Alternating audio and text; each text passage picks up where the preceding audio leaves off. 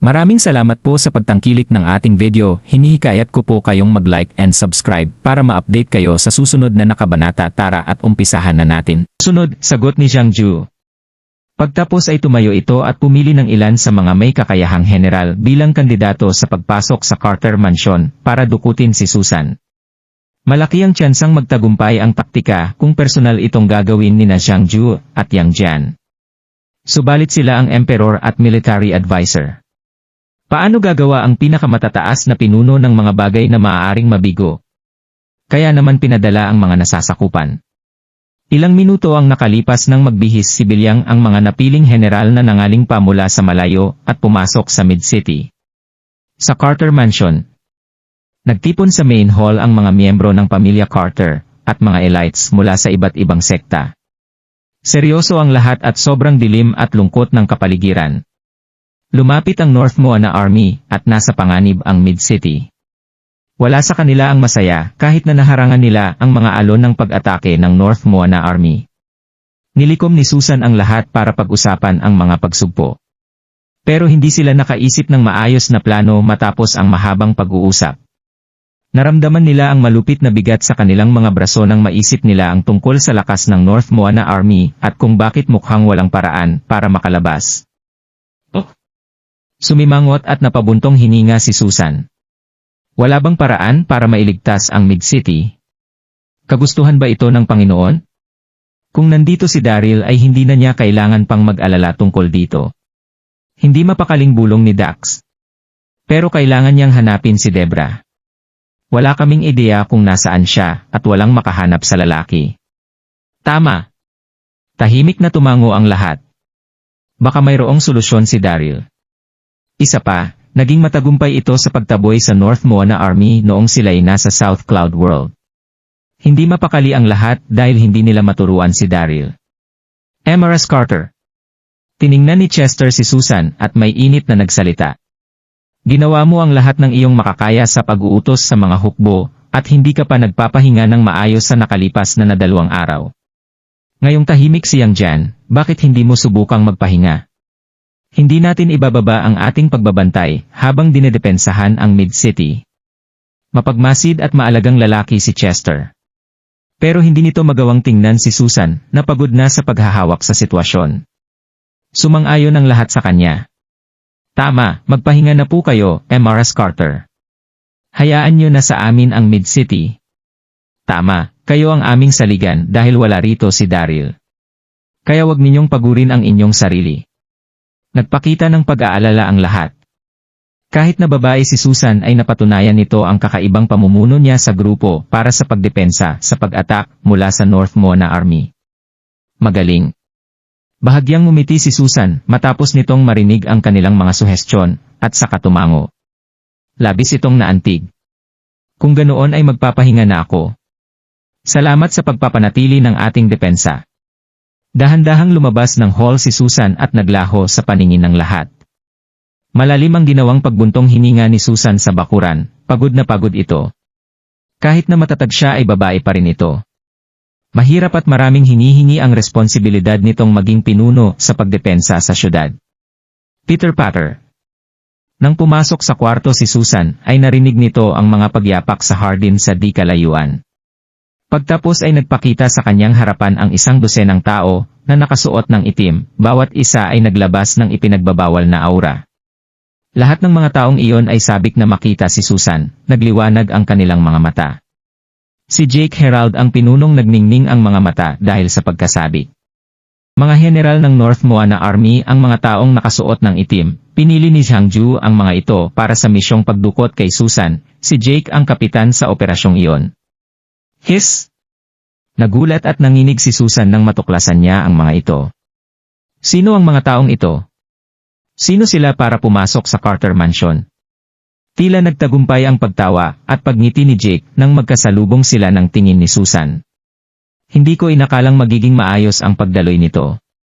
Kaagad ka naming nakita pagkapasok namin. Sumama kayo sa amin, please, Emerus Carter. Labis na anging kalmado ang pakiramdam ni Jake nang sabihin niya yon, para bang kaswal na pag-uusap lamang ang kanilang ginagawa. Akala nito ay magiging mahirap ang pagpasok nila sa Carter Mansion, pati na rin ang pagdukot kay Susan, pero ikinagulat nitong si Susan pala ang una nilang makakasalamuha pagtapos nilang pasukin ang hardin. Ang pinakamahalaga ay mag-isa lamang si Susan, walang sino man ang poprotekta sa kanya. Isang padala ng Panginoon ang oportunidad na ito. Walang pag-alangan na sinampal ni Jake si Susan. Mas lumapit ang mga kasama ni Jake upang palibutan si Susan. Medyo hindi mapakali si Susan nang sugurin siya ng mga kalaban, pero matalinong babae ito. Mabilis siyang kumalma, lumundang, at mabilis na tumakbo sa kaibuturan ng hardin. Palaging mahigpit ang bantay sa Carter Mansion. Sa mga normal na pangyayari ay magiging imposible para kay Jake at sa grupo ng kalalakihan ang madaling pumasok sa Carter Mansion. Pero dahil sa pag-attack mula sa North Moana Army, marami sa kanilang miyembro ang naipadala para sa operasyong pagdepensa. Kaya naman walang ibang tao sa bakuran. Matalino si Susan. Hindi ito nagpadalos-dalod na salubungin ang pag-atake ni Jake at ng grupo ng lalaki matapos nitong maramdaman ang ipinagbabawal na aura ng mga ito. Gusto mo bang tumakbo? Malamig na sumingot si Jake, nilikom niya ang grupo ng lalaki at sabay-sabay na sumugod kay Susan. Nagbigay utos si Jake sa grupo ng kalalakihang kanyang dala. Bilisan ninyo! Hindi natin maaaring hayaang magkaroon siya ng oras at oportunidad para makahingi ng tulong. Opo! Sabay-sabay na sagot ng mga lalaki. Tumakbo ng napakabilis si Susan, sa parehong sandali, at tumingin siya sa kanyang balikat. Nagulat ito nang makita niya na papalapit ang distansya sa pagitan nila ni Jake. Ngunit hindi nataranta si Susan. Sa haip ay naging tiwala ito sa sarili, at napangiti. Mayroong peach blossom na kagubatan sa kailaliman ng bakuran, iniwan ito ng mga ninuno. Mayroong sobrang kakaibang pormasyon sa kagubatan. Maraming taon na ang nakalipas nang nagkamaling pumasok dito si Daryl at halos makulong ang lalaki sa loob. Nasa isip ni Susan na nahirapan si Jake at mga tao nito sa pag-iisip kung paano sila makakalabas kung nakakulong sila sa pormasyon sa Peach Blossom Forest. Nagkaroon ng oportunidad si Susan upang dalhin si Jake at ang mga kasama nito papuntang unahang hall kung nasaan naroon sina Dax, Chester, at iba't ibang sect masters. Ngunit nagbago ang isip ng babae matapos ang maingat na pagkonsidera. Kahit na maraming tao ang nasa main hall, ay maaari silang mabigo sa pagdepensa sa Mid-City laban sa mga kaaway kung mapagdedesisyonan ng North Moana Army na umatak habang nasa magulong labanan. Hindi nag-alangan si Susan, di nagtagal ay dumating siya sa entrada ng Peach Blossom Forest, nilundag niya ito. Kaagad na sinabi ni Daryl kay Susan kung paano niya nabuksan ang pormasyon ng gubat pagkatapos niyang makuha ang Baiki formations mula sa tuyong balon sa Peach Blossom Forest. Kaya naman hindi natakot si Susan na baka makulong siya sa loob nito. Huminto sina Jake sa harap ng kagubatan, hindi nagpadalos-dalos ang mga ito. Sa halip ay inaral nilang maigi ang entrada. Isa lamang itong malaking Peach Blossom Forest. Anong ginagawa rito ng babae? Hindi naman siguro hinihila ng babae ang ating mga binti, hindi ba? Oo, dapat tayong mag-ingat. Nakita nila kung paano pamunuan ni Susan ang iba't ibang sekta sa World Universe para labanan ang pag-atake ng North Moana Army. Alam ni Jake na maparaan ang babae. Huminga ng malalim si Jake. Napakunot ang kanyang noo at walang pag-alangang nagsalita. Gusto lamang gamitin ng babae ang kagubatan para mapalayo tayo. Nauubos na ang oras kaya bilisan na natin. Naunang pumasok si Jake. Nagkapalitan ng tingin ang kanyang mga kasama bago sumunod ang mga ito. Ano? Pagkapasok nila sa Peach Blossom Forest ay nagulat ang mga ito. Swish! Gumalaw ang bawat puno na para bang buhay ang mga ito sa Peach Blossom Forest. Nagmukhang wala sa ayos ang mga ito, pero mabilis pa rin itong matetrace ng kahit na sino. Nalito rito si Jake at ang kanyang mga tauhan. Buwisit! Isa itong formation. Sigaw ng isa sa mga nagpapanik na tauhan ni Jake. Dito na nagdilim ang mukha ni Jake. Hindi niya inasahan na mahuhuli sila ng nilatag na bitag ni Susan. At pagkatapos ay biglang nakaisip ng isang bagay si Jake bago mabilis na tumingin sa kanyang paligid para hanapin ang lagusan palabas. Pero natigilan siya nang makita niya ang kagubatang pumaligid sa kanila, hindi na nila nakita kung saan ang labasan nito. Huwag kayong magpanik. Ginawa ni Jake ang lahat para kumalma. At sa huli ay gumawa ito ng isang nafu-frustrate na sigaw habang sinasabi na, "Kayong lahat, kumalat kayo at maghanap ng lagusan palabas.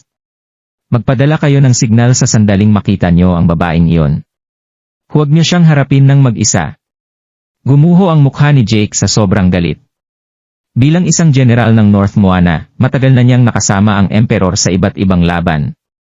Pero hindi niya inasahan na maluloko sila ng isang babae. "Opo." Sagot ng kanyang mga tauhan, mabilis na kumalat ang mga ito sa iba't ibang direksyon. Nagpakita naman ng isang ngiti ang nagtatago sa malapit na si Susan matapos niyang makita ang mga nangyari. Dito na siya tahimik na umalis sa Peach Blossom Forest.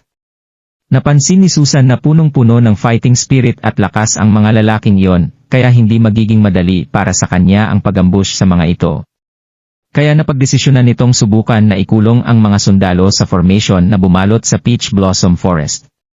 Kahit na hindi kilala ni Susan si Jake, sigurado pa rin siya na ipinadala ito ng kalaban nilang si Yang Jian. Madaling araw kinabukasan, muling nagpunta si Susan sa Peach Blossom Forest para i-check ang mga lalaki.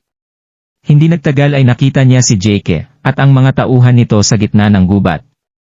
Tumawa ng malakas si Susan nang makita niya ang miserableng itsura ng mga lalaking iyon. Umupo ang mga ito sa ilalim ng isang peach blossom tree habang nagpapakita ng pagod at kawalan ng pag-asa sa kanilang mga mukha. Mukha ngang buong gabi na naghanap ng lagusan palabas ang mga ito, kaya natural lang na humupa ang kanilang mga katawan sa pagod noong makita sila ni Susan kinabukasan. "Ikaw." Agad na napadilat si Jake nang makarinig siya ng paggalaw sa kanyang paligid. Nagulat at nagalit ito nang makita niya si Susan. Ganito rin ang naramdaman ng kanyang mga tauhan. Agad na nagsitayo ang mga ito para subukang atakihin si Susan, pero pagod na pagod pa rin ang kanilang mga katawan nang dahil sa paghahanap ng lagusan na ginawa nila kagabi, kaya natural lang na maging matigas ang ginagawang paggalaw ng mga ito. Snap! Snap! Snap! Sinubukang hindi ngumiti si Susan, habang mabilis na siniselyuhan ang mga acupoints ng mga lalaki. At pagkatapos ay agad niyang itinali ang mga kamay nito sa ising mahabang talo, at dinala palabas ng Peach Blossom Forest. Pinaligiran ni Sester, Dax at ng mga elite ng iba't ibang sekta ng mga lalaki noong makarating ang mga ito sa main hall. Nagulat silang lahat nang makita nila na nahuli ni Susan ang higit sa 100 mga lalaking nakasuot ng itim na damit. Siguradong ipinadala ni Yang Jian ang mga lalaking ito. "Ikinulong ko sila sa Peach Blossom Forest kagabi." Ngiti ni Susan habang sinasabi sa lahat ang mga nangyari. Nasorpresa ang lahat nang marinig nila yon, agad nilang binati si Susan sa ginawa ipinakita nitong katapangan. Masyado nga talagang maparaan at matalino si MRS Carter. Oo nga, may kalakasan din ang mga lalaking ito.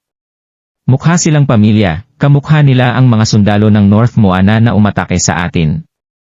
Napakagaling mo talaga MRS Carter. Nagawa mo silang mahuli lahat.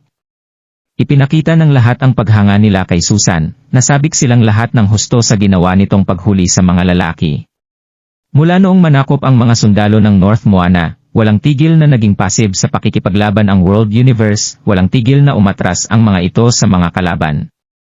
Kaya agad na nakaramdam ng pagka-proud sa kanilang sarili ang mga elite ng World Universe nang mahuli ni Susan ang mga lalaking yon, nagawa nitong pataasin ang kanilang moral. MRS Carter. Humakbang paabante si Carter at ngumiti kay Susan. Masyado nga talagang mabilis ang iyong pag-iisip. Pero ano na ang susunod nating gagawin? Ano na ang gagawin natin sa mga ito? Napatingin silang lahat kay Susan. Gusto na ng karamihan sa kanila na patayin si Jake at ang mga tauhan nito. Sa bagay, marami-rami na ring mga city ang nasakop ng North Moana na nagpahirap ng husto sa World Universe. Pero si Susan pa rin ang kanilang leader, kaya gusto pa rin nilang marinig ang desisyon nito. Nag-isip si Susan at sinabing, itali na muna natin sila, at hilahin palabas ng city para ipakita kay Yang Jian. Nagmukha namang kalmado si Susan, pero agad pa ring makikita ng kahit na sino ang pagkislap ng kanyang mga mata. Gusto na rin itong patayin si Jake at ang mga tauhan nito, pero naisip niya rin na maaaring nilang mapababa ang morale ng mga sundalo ng North Moana Army sa sandaling ipakita nila sa lahat na nahuli ang mga lalaking ito. Importante ang fighting spirit ng mga sundalo sa sandaling humarap ito sa kanilang mga kalaban sa battlefield. Mas malaki ang tsansang madepensahan ng World Universe ang kanilang teritoryo sa sandaling mapababa nila ang moral ng North Moana. Magaling! Tumango ang sumasangayong si Chester at ngumiti habang sinasabi na, isa itong magandang ideya. Matalino siya kaya agad niyang nakita ang intensyon ni Susan noong marinig niya ito. Sumasangayon ding tumango ang lahat sa suhestyong ito. Pagkatapos ng ilang minuto, hinila nila si Jake at ang mga tauhan nito palabas ng city at itinali sa mga kahoy na posting nakaharap sa kampo ng North Moana. Sa loob ng isang malaking tent sa loob ng kampo na itinayo ng North Moana. Napasumangot si Yang Jian habang nakatingin sa sand table na nasa kanyang harapan, nabagabag na siya ng husto sa mga nangyayari. Nagmukha namang kalmado ang seryosong si Zhang Ju na nakatayo sa tabi nito. Buong gabi nang wala sila Jake, at hindi pa tayo nakakatanggap ng kahit na anong update mula sa mga ito. Nabulgar na kaya ang kanilang misyon? Nahuli kaya sila ng mga yon? Mag-report ka. Isang sundalo ang tumakbo papasok at malakas na lumuhod sa harapan ni Yang Jian. Kamahalan, military advisor, may hindi po magandang nangyari. Nahuli po ng pamilya Carter si Jake at ang kanyang mga kasama, itinali nila ito sa mga kahoy na poste sa harap ng city.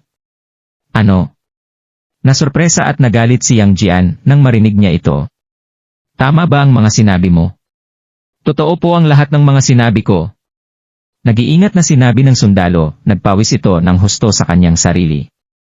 Hindi naman na nagsalita ng kahit ano si Yang Jian, mabilis itong naglakad palabas ng tent, agad naman siyang sinundan ni Zhang Ju.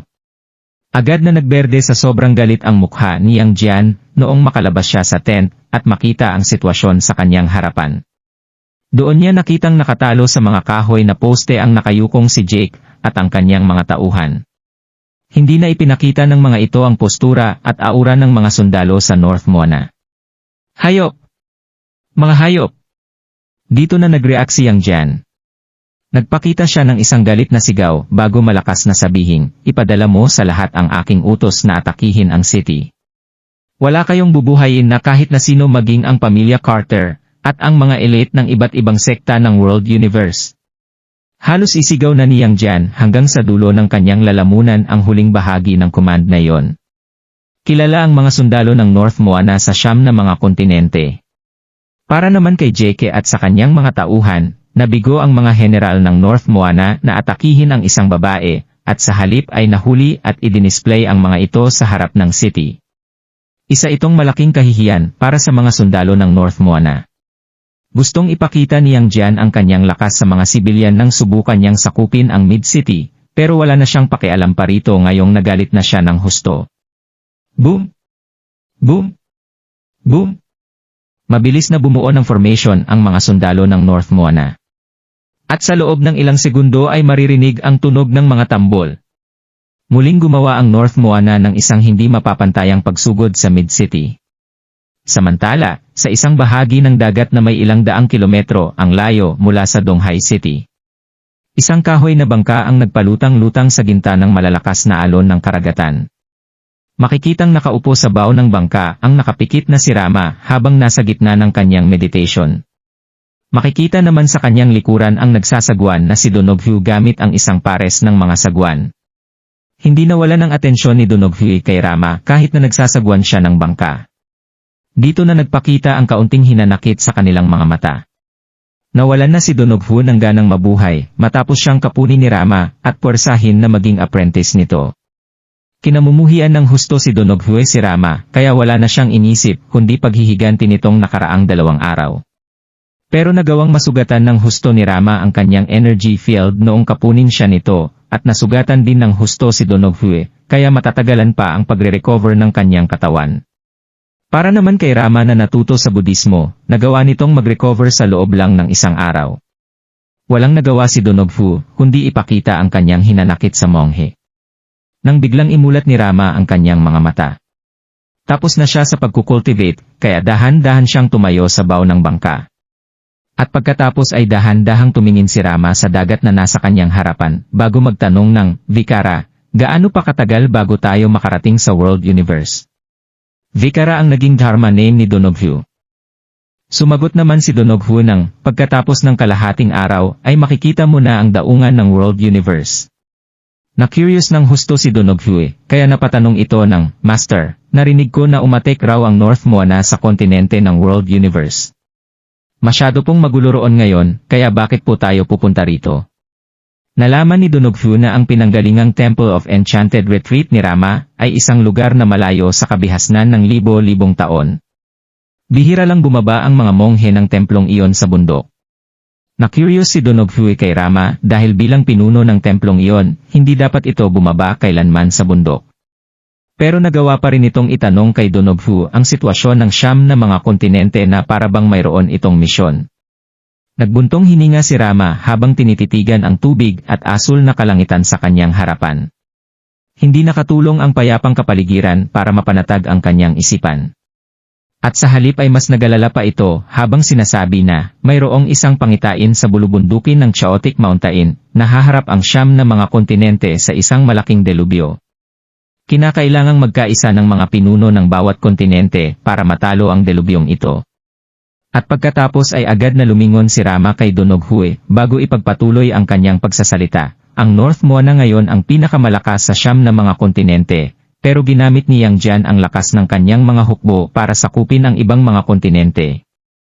Nagawa niyang sirain ang kapayapaan gamit ang kanyang sandata. Dadalhin mo ako sa World Universe para kumbinsihin si Yang Jian na itigil ang ginagawa niyang pananakop.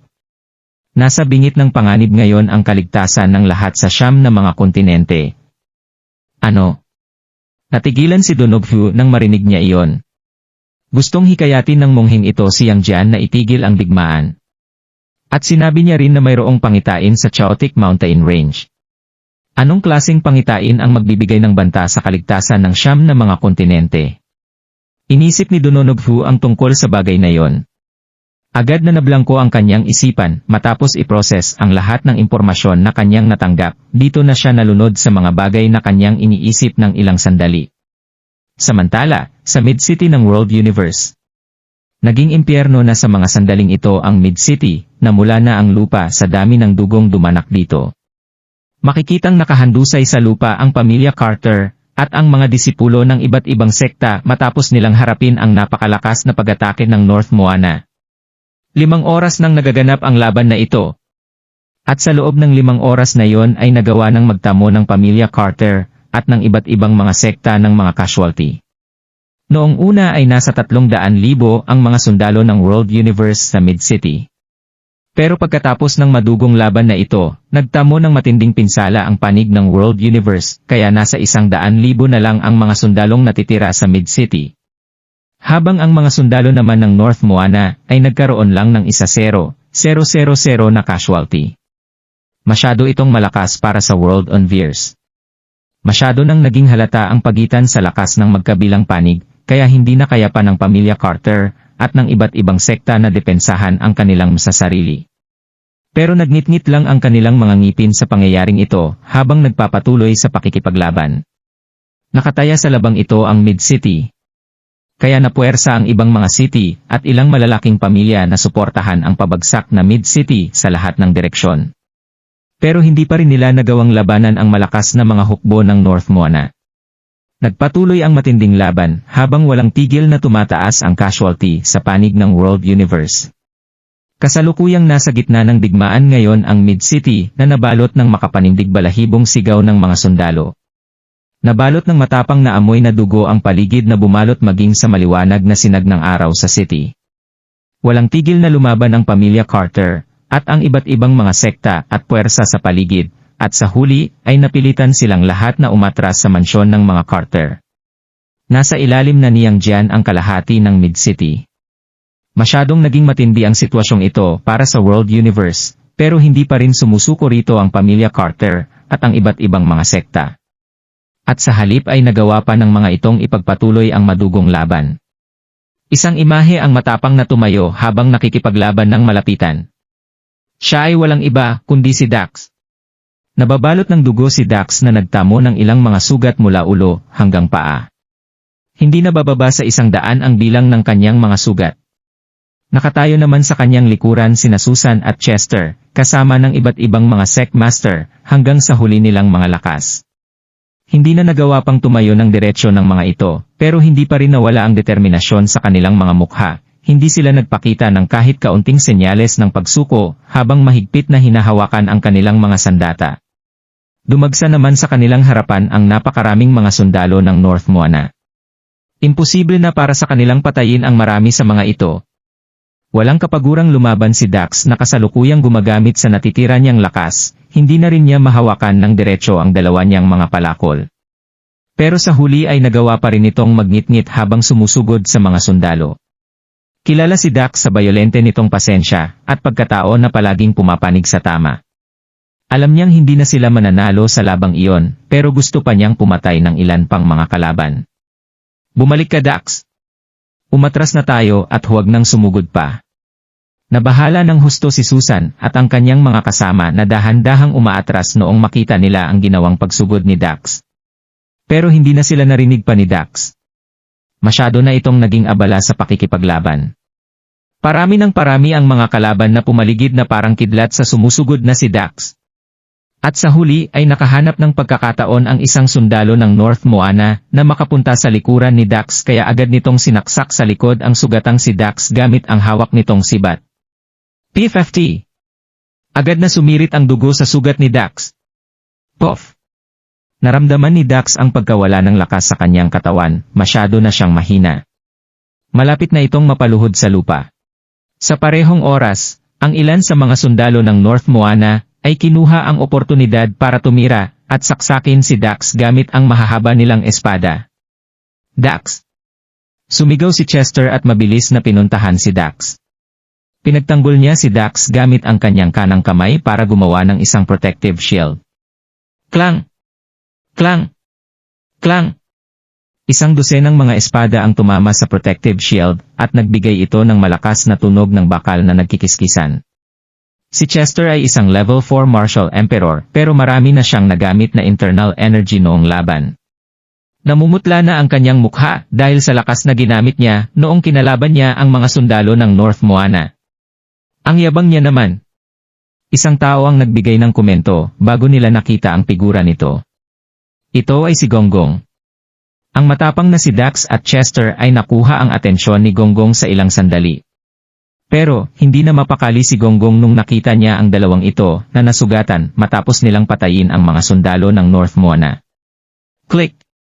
Pinitik ni Gonggong ang kanyang kamay at lumitaw ang purple category longsword sa kanyang kamay. Tapos, sinaksak niya si Chester gamit ang espada na ito. Sa parehong oras, daan-daang sundalo ng North Moana ang nakisali at pinalibutan sina Dax at Chester. Klang! Tinira ni Dax ang kanyang espada para pigilan ang atake na papunta sa kanya pero napakarami talagang sundalo at hindi niya alam kung paano niya ito mapipigilan. Bilang resulta, mas naging marami ang mga sugat sa kanyang katawan at naliligo na siya sa dugo. Patuloy na tumutulo ang dugo sa kanyang katawan at ang mga mata niya ang kulay dugo na hindi na niya alam ang kanyang gagawin. Gayunpaman, hinawakan niya pa rin ang kanyang espada at pumatay ng mga kalaban. Pagod na si Chester habang patuloy niyang iniiwasan ang mga atak ni Gonggong at ang babae ay kinuha ang oportunidad para atakihin si Chester sa dibdib. Napaubo ng ilang beses si Chester at lumabas ang maraming dugo sa kanyang bibig habang siya ay nanghihina na at pumunta sa tabi ni Dax. Chester, hindi ka na dapat pumunta. Sabi ni Dax kay Chester, siya ay na-guilty. Hindi naman dapat susugod si Chester at masasaktan kung hindi masasangkot si Dax sa gulo. Magkapatid tayo, kaya wag mo sanang sabihin yan. Namumutla ang mukha ni Chester pero pinagdikit niya ang kanyang mga ngipin at sinabing, hayaan mo na, hindi na natin kayang ipagtanggol ang Mid-City, hindi na rin tayo makakaalis sa gulong ito. Kaya naman, patayin na natin ang iba pang mga sundalo bago pa tayo mamatay. Sige. Patayin na natin silang lahat, sumigaw si Dax at sabay silang umalis. Klang! Klang! Klang! Hindi na maalala ni Dax kung ilang beses niya ginamit ang kanyang espada at kung ilang saksak na ang natamo niya sa kanyang katawan. Malala na ang kanyang mga sugat na ang dugo ay naging mansa na sa kanyang damit. Pagod na si Dax. Nararamdaman niya na ang kanyang huling hininga. Hindi na niya kayang tiisin ang sakit, ang buong katawan niya ay masakit. Puff! Sa tabi niya, si Chester ay malas na harapin ang malakas na si Gonggong. Bigla na lang sinaksak ni Gonggong si Chester gamit ang espada. Hindi na kayang iwasan ni Chester ang atake, at nasaksak siya sa balikat. Nararamdaman na ni Chester na nawawalan na siya ng lakas, habang nanginginig siya at umaatras patalikod. Pumunta ka na sa impyerno, ngumisi si Gonggong. Naging mautak siya sa sitwasyon at kinuha ang sandali na hampasin si Chester sa dibdib. Si Chester ay isa lamang martial emperor, kaya naman tinanggap na niya ang kamatayan noong hinarap niya si Gonggong. Secmaster Wilson. Mag-ingat po kayo. Si Susan na nasa malapit lang kasama ang ibang mga Secmaster ay nagulat. Gusto nilang iligtas si Chester, pero maraming sundalo ng North Moana ang nakapalibot sa kanila. Hindi nga sila makahakbang paunahan. Brother Chester. Ang mga mata ni Dax ay kulay dugo na. Sumigaw na siya at nilagay ang sarili niya sa harapan ni Chester, at tinanggap ang atake ni Gonggong. Puff! Sumigaw si Dax at sumuka ng dugo noong inatake siya ng dalawang palad ni Gonggong. Umatras siya ng 12 hakbang bago niya na ibalik ang kanyang balanse. Sina Dax at Chester ay pagod na at wala ng internal energy. Ang kanilang mga katawan ay puro sugat. Gayunpaman, hindi sila natatakot harapin ang mga sundalo ng North Moana at si Gonggong. Halika rito. Gusto nyo kaming patayin, di ba? Punta kayo rito, sumigaw na si Dax, at ang kanyang mga mata ay naging pula. Sa tabi ni Dax, namumutla si Chester, pero makikita mo ang galit sa kanyang mga mata. Ang mga sundalo ng North Moana ay nagtinginan sa isa't isa. Hindi sila naging komportable. Paanong hindi sila nahulog matapos nilang magkaroon ng maraming sugat? Taong bakal ba sila? Paanong patuloy pa rin dumadaloy ang dugo nila sa katawan? Kumunot ang noo ni Gonggong habang pinapanood niya ang dalawang matapang na lalaki na mangha siya. Ang mga tao na ito na galing sa World Universe ay napakalakas. Hindi na maganda ang sitwasyon, pero nanatili pa rin silang malakas. Hindi ba sila natatakot mamatay? Si Susan at ang ibang Secmasters ay nagulat sa nakita nila, at ang mga mata nila ay naging kulay pula. Ang mga tunay na kapatid ni Daryl ay talaga indomitable na mga lalaki. Isasakripisyo nila ang buhay nila, at tatanggapin lahat ng sugat na matatamo nila sa kanilang katawan, kaysa sumuko, habang pinaglalaban nila ang World Universe. Hindi ka natatakot sa kamatayan, ano naman? Pinuntahan sila ni Gonggong at ngumisi, gusto niyong pigilan ang atake ng North Moana, pero kung ganyan lang ang kakayahan niyo, hindi niyo alam kung saan kayo lulugar. Inutusan ni Gonggong ang mga sundalo ng North Moana, nawawalan na sila ng lakas. Kaya wag kayong matakot, patayin niyo na sila agad. Ang mga sundalo ng North Moana ay may sandatang mahahaba at umatake sila pasulong. Puff! Masyado nang mahina si Dax para iwasan ang 12 sandata na tumama sa kanyang katawan ng sabay-sabay. Hindi na kayang tiisin pa ni Dax ang sakit, sumirit na ang dugo sa kanyang katawan. Natamaan din si Chester, namumutla na ang kanyang mukha. Secmaster Sanders, Secmaster Wilson. Secmaster. Sect. Si Susan at ang iba pang mga sekta ay nalungkot. Marami sa mga alagad mula sa Flower Mountain at Eternal Life Palay Sect ay sumigaw ng malakas. Hindi na nila kayang pigilan ang kanilang mga luha. Sinubukan ni Dax ang lahat ng kanyang makakaya para punasan ang dugo na nakapalibot sa kanyang mga labi habang tinitingnan niya si Chester. Kapatid, sasamahan kita hanggang kamatayan. Hinding-hindi ko ito pagsisisihan buong buhay ko. Nakakalungkot lamang na hindi tayo magkakasama hanggang sa huli nating hininga. Pinilit ngumiti ni Chester at sinabing, mas mabuti nang wala rito si Daryl, paghihiganti niya tayo sa hinaharap. Tumingin si Chester sa paligid at sa mga sundalo ng North Moana na nasa harapan niya. Sumigaw siya, sinubukan na namin ang lahat ng makakaya namin para ipagtanggol at ipaglaban ang World Universe, hindi ako magsisisi kung mamatay man ako ngayon. Roar! Ang heroic spirit niya ay masyadong malakas. Tayong tatlo ay mabubuhay at mamamatay ng sabay-sabay. Narito ako at hindi ko hahayaan na may mangyari pa sa inyong dalawa. May isang boses silang narinig sa malayo. Ang mga tao na galing sa World Universe at North Moana ay nagulat noong narinig nila ang boses na nanggaling sa malayo. Lumingon sila para hanapin kung saan galing ang boses. Lahat sila ay natigilan noong nakita nila kung sino ang bumati sa kanila. Isang malaking figura ang lumipad ng sobrang bilis mula sa itaas. Ito ay isang giant beast na 70 metro ang laki pahaba. Mukha itong tigre. Ito ay mayroon kulay lila na katawan at pakpak sa likod. Napapalibutan ito ng kulog at kidlat. Ito ay si Rocky. Nakatayo ang isang lalaki sa likod ni Rocky. Mukha siyang masungit. Ito ay si Daryl. Matapos ang ilang taon, ang lakas ni Rocky ay malapit na sa Heaven Ascension level. Nakatayo si Daryl sa halimaw, mukhang makapangyarihan. May 300,000 na sundalo sa likuran niya, ang Westrington Army. Tumayo si Daryl sa likod ni Rocky, nagpapakita siya ng malakas na aura, at ang kanyang mga mata ay nagniningning sa luha. Nakagawa ng paraan si Daryl para makarating siya sa World Universe matapos niyang ipatawag ang Westrington Army sa Green Dragon City Gate. Sa daan, nakita ni Daryl na maraming syudad ang nasira na at marami na ring namatay. Sa wakas, nakarating na siya sa Mid-City at ang lahat ng nakikita niya ay magulo. Ang masiyahin at maingay na Mid-City ay naging impyerno at maraming dugo kahit saan. Ang dalawa niyang mga kapatid na sina Chester at Dax ay naliligo na sa sarili nilang dugo dahil sa nangyaring laban. Si Daryl ay mabait na lalaki. Nasaktan siya noong makita niya ang miserableng eksena. Daryl. Secmaster. Bumalik si Alliance Master Darby.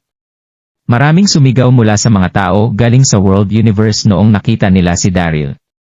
Kahit na sila ang Carter family, ang Elysium Gate sect o ang iba pang mga sekta, lahat sila ay excited. Nagbalik na si Daryl at may liligtas na ang World Universe. Chester. Dax. Tumingin si Daryl kay Chester at Dax, tumulo ang luha niya at sinabing, "Pasensya na kayo, ngayon lang ako nakarating." Napagtanto ni Daryl na punong-puno ng sugat sina Chester at Dax, pareho silang duguan. Gayunpaman, nakatayo pa rin sila habang pinaglalaban nila ang World Universe kahit naduguan sila. Ang Elysium Gate member, ang Carter family at ang mga tao sa iba't ibang sekta ay nakatayo sa likod ng magkapatid. Hindi na mabilang ang mga katawan sa lupa. Sila ay maswerte dahil nakaligtas sila at hindi nasugatan. Karapat-dapat kayong mamatay dahil sinaktan niyo ang pamilya at mga kapatid ko, malamig na boses ang narinig nila sa bibig ni Daryl. Inangat ni Daryl ang kanyang mga kamay sa susunod na sandali, at may nakakatakot na kapangyarihan ang lumabas sa palibot niya. Grand Destruction Art. Sumigaw si Daryl ng malakas habang nakaturo siya sa North Moana Army. Buzz! Isang malakas na paghinga ang maririnig na parang hurricane-like vortex na dumiretso sa lupa. Roar! Sa parehong oras, si Rocky ay gumawa rin ng malakas na tunog at sinugod ang mga kalaban. Ano? Bigla na lang malakas ang sigaw mula sa Grand Destruction Art at kay Rocky. 1,000 mga sundalo galing sa North Moana ang sumigaw at nahulog sa lawa ng dugo. Hindi sila agad umaksyon noong inatake sila. Ang mga elite ng World Universe ay excited, malakas silang nag-cheer. Daryl! Isang malamig na boses ang nag-echo mula sa North Moana camp. Tapos, isang golden and majestic looking na tao ang pababa galing sa ere, ito ay si Yang Jian. Daryl, sa wakas ay nagpakita ka na, ang mga mata ni Yang Jian ay nanglamig habang sinasabi niya ang mga ito. Gusto kong sulungin ang buong kontinente, bago kita hulihin, pero hindi ko inaasahan na magpapakita ka rito. Tumingin si Yang Jian sa 300,000 na Westrington Army sa likod ni Daryl at sinabing, wala na ang World Universe. Sumuko na kayo at magtrabaho sa akin. Siguro, pwede kong palampasin ang buhay mo. Mukhang proud si Yang Jian. Kahit na ang 300,000 Westrington Army ni Daryl ay hindi kaunti, ang lakas nila ay walang-wala kaysa sa North Moana Army. Kaya naman, hindi sila sineryoso ni Yang Jian. Sumuko at maging tapat sayo. Ngumiti si Daryl ng malamig habang tinitingnan si Yang Jian, siya ay matapang. Tapos, nagsalita siya, rinig ang boses niya sa buong lugar, Yang Jian, natalo na kita noon. Natalo ka noong nasa South Cloud World tayo, at gusto mo pa rin akong sumuko sayo. Saan mo nakukuha yung confidence mo? Inasar palalo ni Daryl si Yang Jian. Ginamit ni Yang Jian ang advantage noong mga panahong wala si Daryl, at pinamunuan ang army para atakihin ang World Universe. Nakakahiya ito. Nagdilim ang paningin ni Yang Jian, galit na galit siya. Siya ang Grandmaster Heir lang ng ilang libong taon. Paanong babastusin lang siya sa ganitong paraan? Dapat kang mamatay. Ang tatlong salita na yon na galing kay Yang Jian ay sinasabi niya habang nakatingin kay Daryl. Tapos, tinaas niya ang kanyang kamay. Makinig kayo sa utos ko. Patayin niyo ang lahat ng taga-World Universe Continent at Westrington Army. Huwag niyo silang palampasin. Noong sila ay nasa South Cloud World, si Yang Jian ay natalo dahil sa Ghost Valley Sage. Kaya't napansin ni Yang Jian na ang Ghost Valley Sage ay wala na kay Daryl, wala na siyang lakas sa pakikipaglaban sa ibang lalaki. Attack! Ang North Moana Army ay gumawa ng isang earth-shattering hole na ikinagulat ng mundo. Pagkatapos, inangat nila ang kanilang mga sandata at inatake si Daryl. Sa pamamagitan ng isang tahimik na ekspresyon sa kanyang mukha, huminga si Daryl at sumigaw, Westrington Army, batiin ang pag-atake ng kaaway at huwag sumuko. Patayin niyo silang lahat. Patayin silang lahat.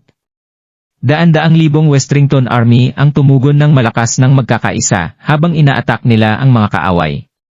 Dali! Ipagtanggol niyo ang inyong bayan. Kasabay nito, ang pamilyang Carter, Elysium Gate, at iba pang mga alagad ng sekta ay hinikayat ng kanilang pagtaas ng moral. Pansamantalang nakalimutan nila ang kanilang sakit habang binabati nila ang mga kaaway. Sa isang sulyap ng mata, ang dalawang panig ay naglaban. Ano? Sa isang oras, ang mga sigaw ng pagpatay at pag-ungol ay patuloy na naririnig. Nagkalat ang dugo at ang lupa ay kulay pula na. Hush! Si Yang Jian, na natigil sa kalagitnaan ng ere, ay biglang dumiretso kay Daryl. Sa isang iglap, dumating si Yang Jian sa harap ni Daryl. May pag-insulto sa kanyang mga mata. Young man, ang Ghost Valley Sage ay wala sa paligid. Tingnan natin kung ano pa ang magagawa mo, hindi ito magtatapos ng maayos kung patuloy mo akong nilalabanan. Sumuko ka na lang. Buzz! Ang isang kakilakilabot na hininga ng aura ay lumabas mula kay Yang Jian, at ang nakapalibot na hangin ay tila hindi na gumagalaw. Kasabay nito, mahigpit na hinawakan ni Yang Jian ang kanyang 3-point double-edged saber. Sa sandaling inatak niya ang saber, ang nakapalibot na temperatura ay bumaba. Si Yang Jian ay malungkot at natulala. Mula nang magsimula siyang lakbayin ang mga kontinente, hindi siya personal na umatake dahil naisip niya na wala ang mga elite sa mga kontinente na iyon ang karapat-dapat niyang bigyang pansin. Gayunpaman, naiiba si Daryl. Siya ang bayani ng World Universe, at matagumpay niyang itinakwil ang North Moana Army sa South Cloud World. Kung maaaring makuha ni Yang Jian si Daryl, magsisilbi itong makabuluhang pagpigil at isang psikolohikal na pag-atake sa kontinente ng World Universe. Si Yang Jian ay gaganti rin sa ginawa ni Daryl sa kanya sa South Cloud World. Mas mahalaga, matagal nang nawawala si Chang'e, at hindi pa siya natagpuan. Naniniwala si Yang Jian na malalaman ni Daryl ang tungkol sa kung saan siya mula pa nang makasama si Daryl. Sa makatuwid, nagpasya si Yang Jian na kuhain ang buhay ni Daryl at pinilit ang World Universe na sumuko. Pagkatapos, pahirapan ni Yang Jian si Daryl upang kunin ang impormasyon tungkol kay Chang'e. FCK! Nagulat si Daryl, isinumpa niya sa ilalim ng kanyang paghinga nang salakayin siya ni Yang Jian. Si Yang Jian ay hindi tumigil. Siya ay naging isang tanyag na figura sa libu-libong taon, subalit susuko siya sa pagpapanatili ng kanyang reputasyon para lamang sa pag-atake kay Daryl sa publiko. Buzz! Si Yang Jian ay hindi nag-aaksaya ng anumang oras sa mga salita. Ginamit niya ang kanyang sandata, lahat ay natigilan nang ginamit niya ang 3-point double-edged saber. Pagkatapos, isang ugnay ng gintong ilaw ang tumama sa buong mundo at dumiretso kay Daryl. Mabilis si Yang Jian, kaya walang oras si Daryl na umilag. Sa halip, kailangan niyang mapakilos ang kanyang panloob na enerhiya, at mabilis na ipatawag ang Heavenly Halberd at ipwesto ito sa harap niya, upang pigilan ang pag-atake ni Yang Jian. Nakipaglaban na siya kay Yang Jian, kaya pamilyar si Daryl sa lakas ni Yang Jian, handa siyang matugunan ang pag-atak gamit ang buong lakas niya. Boom! Ang gintong stream ng ilaw ay bumagsak sa Heavenly Halberd. Bumuntong hininga si Daryl bago niya tumilapon ng halos 100 metro at bumagsak ng mabigat sa lupa. Nabigla siya. Matapos ang kanyang bagong paliwanag, ang lakas ni Daryl ay tumaas mula noong huling beses na nakipaglaban siya kay Yang Jian, malapit na siyang lumusot sa antas ng pag-akyat sa langit. Gayunpaman, ang lakas ni Yang Jian ay naging mas malakas kaysa sa dati. Sa makatuwid, sinubukan ni Daryl ang kanyang makakaya, ngunit hindi pa rin niya napigilan ang mabigat na suntok ni Yang Jian. Pagkatapos ng lahat, si Yang Jian ay ang Grandmaster Erlang na naging sikat sa libo-libong taon. Hindi man lamang masimulang ihambing ni Daryl ang mga nagawa ng taong iyon. Sect Master, Alliance Master, Daryl, sina Dax, Chester, Susan, at marami pang iba ay nabigla. Kasabay nito, nais nilang magmadali patungo kay Daryl. Gayunpaman, napapaligiran pa rin sila, kaya hindi nila ito magawa sa kanya. Bata. Tumitig si Yang Jian kay Daryl ng buong pagmamalaki. Ito ang agwat sa pagitan ng malakas at mahina. Ito ay kung paano mo tatapusin ang laban sa akin. Hinawakan ni Yang Jian ang tri-point double-edged saber, at dahan-dahang lumakad papunta kay Daryl. Ang kanyang malakas na hininga ng aura ay napuno ang mundo. FCK! Galit na galit si Daryl nang makita niyang lumapit sa kanya si Yang Jian. Nakakatakot ang lakas ni Yang Jian.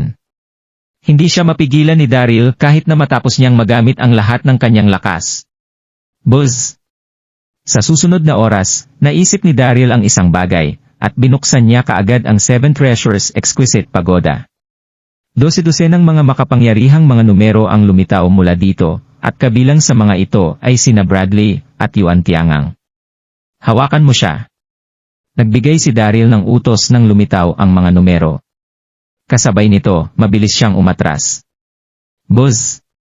Si Bradley at Yuan Tiangang ay naglabas ng kanilang panloob na enerhiya, at pinalibutan si Yang Jian sa utos ni Daryl. Kahit na si Yang Jian ay walang kapareho, at makapangyarihan, si Bradley, at ang iba pa mula sa Seven Treasures Exquisite Pagoda, ay hindi rin mahina. Sa isang sulyap ng isang mata, pinamamahalaan nilang mapanatiling tahimik si Yang Jian. Napabuntong hininga si Daryl habang siya ay sumigaw sa Westrington Army. Mga general, pakinggan niyo ako. Pahakbaingin niyo ang mga 50,000 vanguards, upang ilipat ang 50 mga hakbang sa kaliwa, 50,000 sundalo sa kanan upang umatras ng 20 mga hakbang. Nagsimulang ilinya ni Daryl ang kanyang mga grupo. Ang pangkalahatang lakas ng North Moana Army ay napakalakas, at ang Westrington Army ay walang laban sa kanila. Gayunpaman, maaaring magkaroon sila ng isang maliit na pagkakataon na manalo sa isang pormasyon. Peter Patter.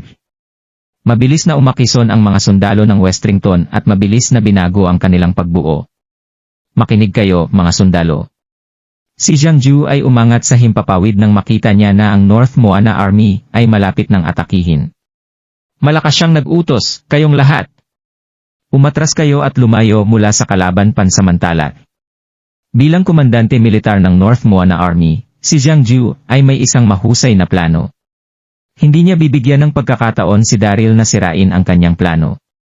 Pagkatapos, ang mga sundalong North Moana ay umatras ng higit sa 100 mga hakbang upang makataka sa pag-atake. FCK! Nagdilim ang mukha ni Daryl nang makita niya ang nangyari, sobrang inis niya. Ito ay si Jiang Ju muli. Inutusan ni Daryl ang hukbo na baguhin muli ang kanilang pagbuo. Ang mga kakayahan sa militar ni Jiang Ju ay hindi masahol kaysa kay Daryl. Kaya't nang makita niyang binago ni Daryl ang pagbuo ng hukbo, agad siyang umaksyon at inutusan ang North Moana Army na mabilis na ayusin ito. Bigla na lang kung ano ang dapat na isang mabangis na labanan sa pagitan ng dalawang hukbo ng iba't ibang mga kontinente ay naging isang labanan sa pagitan ng dalawa. Di nagtagal, kalahating oras ang lumipas. Hindi pa rin mababaligtad ni Daryl ang sitwasyon, at hindi na magawa pa ni Jiang Ju ang North Moana Army. Ito ay isang kalawakan. Sa isang lugar sa kalagitnaan ng hangin na malapit, si Bradley, at ang iba pa, ay pinananatiling abala si Yang Jian. Hindi makakatulong si Yang Jian kay Jiang Ju. Kamahalan. Sa wakas, naubusan si Jiang Ju ng pasensya, at sumigaw kay Yang Jian. Umatras tayo ngayon. Hindi ito mabuti upang manatili sa isang kalawakan na tulad nito. Galit na nakasisilaw si Jiang Ju kay Daryl. Kailangan niyang pigilan ang kanyang galit nang sinabi niya iyon. Si Jiang Ju ay hindi isang taong madaling sumuko at madaling umatras. Gayunpaman, ang North Moana Army ay nakikipaglaban sa iba't ibang mga masters ng sekta ng World Universe ng matagal bago iyon, at nagbubuwis ito sa kanilang panloob na enerhiya. Sa kabilang banda, si Daryl at ang Westrington Army ay nakarating lamang, masigla pa sila.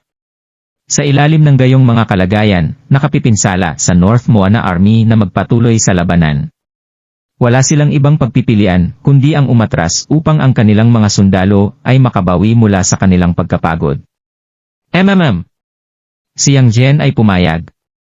Pagkatapos, pinalabas niya ang kanyang panloob na enerhiya at binansagan ang 3-point double-edged saber upang pilitin si Bradley at ang lahat sa harap niya na umatras. Sa susunod, tumingin si Yang Jian sa paligid niya at kumaway. Umalis kayo! Pinangunahan niyang lumipad patungo sa kampo ng North Moana. Tulad ni Jiang Ju, hindi inisip ni Yang Jian na kakailanganin nilang umatras. Gayunpaman, nagtiwala siya kay Jiang Ju, may dahilan siguro siya sa kanyang pag-atras. Peter Patter. Si Jiang Ju at ang North Moana Army ay hindi nag-atubiling matapos umalis si Yang Jian, mabilis silang nag-ingat kay Yang Jian. Si Daryl, ang mga elite ng iba't ibang mga sekta, at ang Westrington Army ay nagbuntong hininga ng mahina. Tapos na ang labanan, kahit na pansamantala. Pagkatapos nito, inutusan sila ni Daryl puntahan ang mga nasugatan. Pagkalipas ng ilang minuto, sa pangunahing bulwagan ng Carter Mansion. Umupo si Daryl sa upuan sa gitna na may tahimik na ekspresyon. Si Susan at ang mga elite ng iba't ibang sekta ay nasa magkabilang panig ng upuan. Lahat sila ay nakaupo doon ng tahimik, sila ay lubos na naubos. Sina Dax, Chester, at ang mga malubhang nasugatan din ay muling nagkaroon ulit ng lakas sa likuran. Alliance Master. Si Watson ang unang tumayo at nakipag-usap kay Daryl. Kami ay mapalad na bumalik ka sa oras. Kung hindi, wala na ang Mid-City. Tumango ang lahat. Ngumiti si Daryl at kumaway. Mabuti naman, ngunit ang pinakamahalagang bagay na dapat gawin ngayon ay mag-isip ng paraan upang maitaboy ang North Moana Army. Mahinahon na sinulyapan ni Daryl si Watson.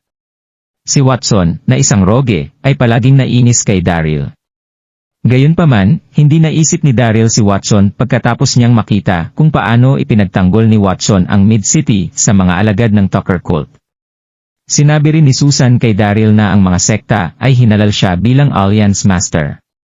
Kung nangyari yon, bago ang labanan, tiyak na tatanggihan ni Daryl ang posisyon. Gayunpaman, ito ay isang kritikal na panahon para sa kanila nang salakayin ng mga kaaway ang kanilang sariling bayan. Sa makatuwid, tinanggap ni Daryl ang utos. Alliance Master. Tiningnan ni Master Leonard si Daryl at sinabi, nakarating ka sa katanyagan matapos talunin ang North Moana Army sa South Cloud World. Dahil nagawa mo na ito dati, dapat kang magkaroon ng isang paraan upang maitaboy muli si Yang Jian. Lahat ng mga mata ay nakatingin kay Daryl. Tama yon. Dahil nagawa niya ito dati, dapat ay mayroon siyang paraan upang gawin itong muli. Kinamot ni Daryl ang kanyang ulo. Nagawa niyang talunin ang North Moana Army dahil mayroon siyang Ghost Valley Sage.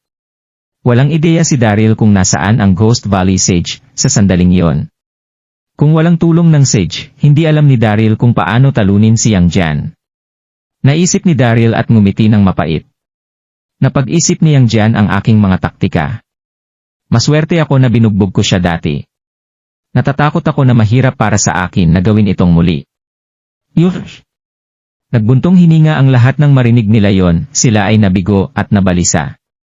Ito ba ang wakas para sa Mid-City kung hindi makapag-isip si Daryl ng isang plano? Oh! Tumingin si Daryl at napagtanto na maraming tao ang nawawala. Nakakatawa, tinanong niya, Auntie Susan, nasaan si Sister, Yvette, at ang iba pa? Napansin ni Daryl na wala sina Sarah, Yvette, at ilang iba pang mga miyembro ng Carter family. Sila. Ang magandang mukha ni Susan ay mukhang nalungkot habang hinatulan niya ang kanyang sarili sa nangyari. Mahina niyang sinabi, ang ilan sa kanila ay binihag ni Yang Jian nang masira ang Mid-City.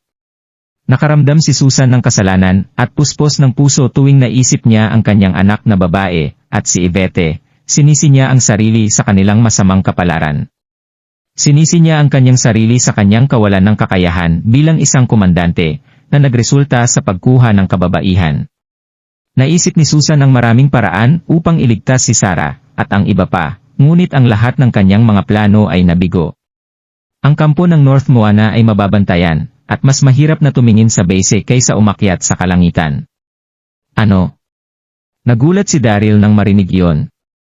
Pinagdikit niya ang kanyang mga kamao dahil nag-aalala siya sa mga kababaihan, galit din siya. Kinuha niyang dyan sina Yvette, Sarah, at iba pa. Papatayin ba niya sila? Ang naisip ni Daryl tungkol dito, mas nababalisa siya. Oh, tama! Bigla, may naalala si Susan na isang bagay. Tumingin siya kay Daryl at sinabi, may iba pa na marahil ay hindi mo alam. Pinamamahalaan ni Susan ang kanyang emosyon bago niya sinabi, hindi patay si Megan.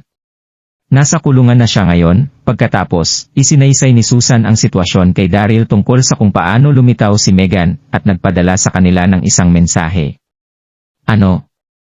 Naramdaman ni Daryl ang kanyang utak na bumubulusok, siya ay natulala. Si Megan. Hindi siya patay. Dali. Pagkaraan ng 10 segundo, bumalik si Daryl sa kanyang katinuan at nagbigay ng utos sa alagad na nakatayo sa labas ng pintuan. Dalhin dito si Megan. Masaya at nagulat si Daryl nang nalaman niyang hindi namatay si Megan. Ang kanyang anak na si Ambrose ay inilibing si Megan na buhay sa harap niya. Si Daryl ay palaging nakaramdam ng masama tungkol dito. Pagkatapos ng lahat, si Megan ay naging bagong tao nang mangyari ang insidente. Sa wakas ay napahinga si Daryl sa pagkakasala matapos niyang malaman na nakaligtas si Megan sa sakuna. Di nagtagal, dinala ng 2 alagad ni Carter si Megan mula sa kulungan. Si Megan ay kasing ganda pa rin ng isang diyosa. Kahit na siya ay pinananatili sa kulungan ng ilang araw na may mga tanikala sa kanyang mga kamay at paa, ang kanyang nakalulungkot na estado ay hindi maitatago ang kanyang kaakit-akit na kagandahan. Ang bawat tao sa bulwagan ay nakatuon ang mga mata kay Megan, maraming mga lalaki ang halos hindi mapansin ang mga ito. Habang hinahangaan nila ang kagandahan ni Megan, marami sa kanila sa bulwagan ang nagalit din sa kanya. Si Megan ay ang dating Alliance Master, at pagkatapos noon, medyo walang kabuluhan at malupit siya. Karamihan sa kanila ay nagdusa sa kanyang mga kamay. Siya. Hindi siya patay. Nabigla si Daryl nang makita ulit si Megan. Nakaramdam siya ng medyo pagkasabik at masaya, ngunit pinanatili ang isang mahinahon at tuwid na mukha. Maraming nagawa ang ginawa ni Megan, at kahit na nagpasya siyang magbago para sa kabutihan, nadama ni Daryl na ang kanyang relasyon kay Megan ay hindi na malapit sa dati. Daryl! Parehong nagulat din si Megan nang makita si Daryl. Masaya rin siya. Napakaganda na bumalik ka. Excited si Megan, malapit na siyang lumapit kay Daryl. Gayunpaman, mabilis siyang tumigil. Tumigil ka! Sumigaw si Watson mula sa gilid. Tumayo siya at sinabi ng malamig kay Megan, nararapat bang tawagin ang Alliance Master sa pamamagitan ng kanyang pangalan? Megan, akala mo ba ikaw pa rin ang Alliance Master? O sa palagay mo ay ikaw pa rin ang Emisec Master? Ikaw ay isang bilanggo lamang ngayon. Tumalikod si Watson upang bigyan si Daryl ng isang nakakaaliw na hitsura. Alliance Master, ang babaeng ito ay tuso, at sinaktan kanya dati, kaya't huwag mo siyang pansinin. Si Watson ay sumulyap kay Megan ng matagumpay. Ipinahayag niya ang kanyang pag-alipusta kay Megan, at nais din niyang bumalik sa kanya. Noong si Megan ay ang Alliance Master, hindi niya kailanman itinuring si Watson bilang isang tao. Si Watson ay humawak ng sama ng loob, kaya't kinuha niya ang pagkakataon na mangutya kay Megan noong siya ay nasa isang kahabag-habag na estado. Maraming tao sa paligid ng Watson ang tumango sa kasunduan. Tama ang Cult Master. Oo, ang babaeng ito ay may magandang mukha, ngunit nasa loob ang kulo niya. Kailangan nating mag-ingat sa kanya. Alliance Master, dapat kang mag-ingat kapag nakikipag-usap ka sa kanya. Ang bawat tao ay nagtapon ng ilang mga mapupuot na komento kay Megan. Wala sa mga Sec Masters ang nakalimot kung paano ginamit ni Megan ang Dark Day Pill upang pilitin silang lahat na sumuko. Nakaramdam sila ng hiya. Sa makatuwid, walang sino man ang handang maging mabait kay Megan. Mahinahon na hinarap ni Megan ang masasamang sinabi sa kanya, hindi niya ito tinanggihan. Inamin ni Megan na maraming nagawa ang kanyang mga pagkakamali, at ayaw niyang tumakas sa kanyang mga responsibilidad. Napabuntong hininga si Daryl. Tumingin siya sa paligid niya at kumaway ang kamay. Okay, itigil mo na ang pag-uusap tungkol dito. Pagkatapos, sumulyap si Daryl kay Megan. Patayin siya. Oo. Ang dalawang alagad ng Carter ay tumugon at binuksan si Megan. Natigilan ng mga tao sa kanilang paligid, tumingin sila kay Daryl. Ang masamang babae ay nararapat na tapusin ang kahabag-habag, ngunit bakit hindi siya binitawan ni Daryl? Si Daryl ay isang maprinsipyo na lalaki, ngunit palagi siyang mahina sa paligid ng mga kababaihan. Paano ang isang taong nagpakita ng labis na pakikiramay sa mga kababaihan ay gumawa ng magagandang bagay? Maraming tao ang hindi nasisiyahan kay Daryl. Napansin ni Daryl na ang sama ng loob ay nasa paligid niya, ngunit hindi siya nababahala tungkol sa kanila. Sa susunod na segundo, umupo si Daryl at tumingin kay Megan. Sinabi niya, "Megan, narinig ko na dumating ka, at ipinaalam sa kanila ang tungkol sa pagsalakay sa North Mona Army. Mangyaring sabihin sa akin, paano mo nalaman ang tungkol doon? Ipinadala ka ba niyang Jen dito ng may layunin?" Sinadya ni Daryl, nais niyang payagan si Megan na ipaliwanag ang kanyang sarili upang malinis ang hindi pagkakaunawaan. Huminga ng malalim si Megan at sinabi, "Nakita ko ang North Moana Army sa hangganan at agad kong inilahad ang lahat ng mga sekta, ngunit wala sa kanila ang naniniwala sa akin, at ikinulong nila ako." Nakaramdam ng mali si Megan. "Megan." Bumuntong hininga si Master Leonard at sinabi, "Well, kung hindi mo nagawa ang labis na kasamaan dati, bakit mawawala ang tiwala sa iyo ng lahat?" "Wurch!" Si Megan ay namula, ngunit tumahimik siya. "Sige." Mahinahong ngumiti si Daryl at sinabi, "Kayong lahat, maaaring gumawa si Megan ng ilang maling bagay bago ito, ngunit ngayon siya ay nagbago na. Inaasahan kong maaari niyong isantabi ang inyong mga pagkiling at bigyan siya ng isang pagkakataon." Nagpalitan ang lahat ng nakakagulat na hitsura. "Alliance Master." Nagsalita si Watson, "Hindi namin maaaring hatulan ang isang libro sa pamamagitan ng takip nito. Gaano kami makasisigurado na nagbago siya para sa ikabubuti natin? Huwag kang malinlang sa kanyang magandang hitsura." Maraming tao ang tumango sa sinabi niya. "Oo, tuso ang babaeng ito. Pinagkakatiwalaan namin siya ng sobra, at iyon ay kung paano kami nahulog sa kanyang mga bitag. Ang Alliance Master ay mabait, ngunit mangyaring huwag maging masyadong mabait." "Oh, FCK!" Inis na inis si Daryl, sumimangot siya. Ang mga taong ito ay masyadong matigas ang ulo. Bakit hindi nila ito makuha? Ngumiti si Daryl. "Okay, huwag nating pag-usapan ito sa ngayon. Dapat nating isipin ang isang paraan upang maitaboy ang North Moana Army. Kailangan niyang baguhin ang paksa dahil hindi niya makumbinsi ang karamihan tungkol kay Megan." Lahat ay tumahimik, wala silang solusyon. "Alliance Master." Mahinahong nagtanong si Megan, "Kumusta ang sitwasyon ngayon?" Nais ni Megan na tawagan ang pangalan ni Daryl, ngunit nagpasya siya laban doon pagkatapos isaalang-alang ang sitwasyon. Ginugol ni Megan ang kanyang oras sa kulungan ng Carter Mansion, kaya wala siyang pahiwatig tungkol sa nangyari. Naisip niya na magbago, kaya kailangan niyang gumawa ng isang bagay tungkol sa pagsalakay sa North Moana upang makagawa ng mga pagkakamali. Bumuntong hininga si Daryl at tiningnan si Megan na may malambing na ngiti. Hindi optimistiko ang lahat. Pagkatapos, ipinaliwanag niya ng detalyado ang sitwasyon kay Megan. "Ano?" Ang maganda na mukha ni Megan ay puno ng pagkabigla nang marinig niya ang tungkol sa sitwasyon, nabalisa siya. Nawala ang napakaraming lugar sa World Universe. At ngayon, malapit na kaming mawala sa Mid-City. Patuloy na sinabi ni Daryl, "Ang North Moana Army ay malakas, ngunit kung maingat tayo sa aming diskarte sa pagtatanggol, maaaring magkaroon tayo ng isang pagkakataon upang labanan ang kanilang pag-atake." Ang susi ay si Zhang Ju. Siya ay isang master ng mga kasanayan sa militar, na ang dahilan kung bakit mayroon kaming sakit ng ulo na ito.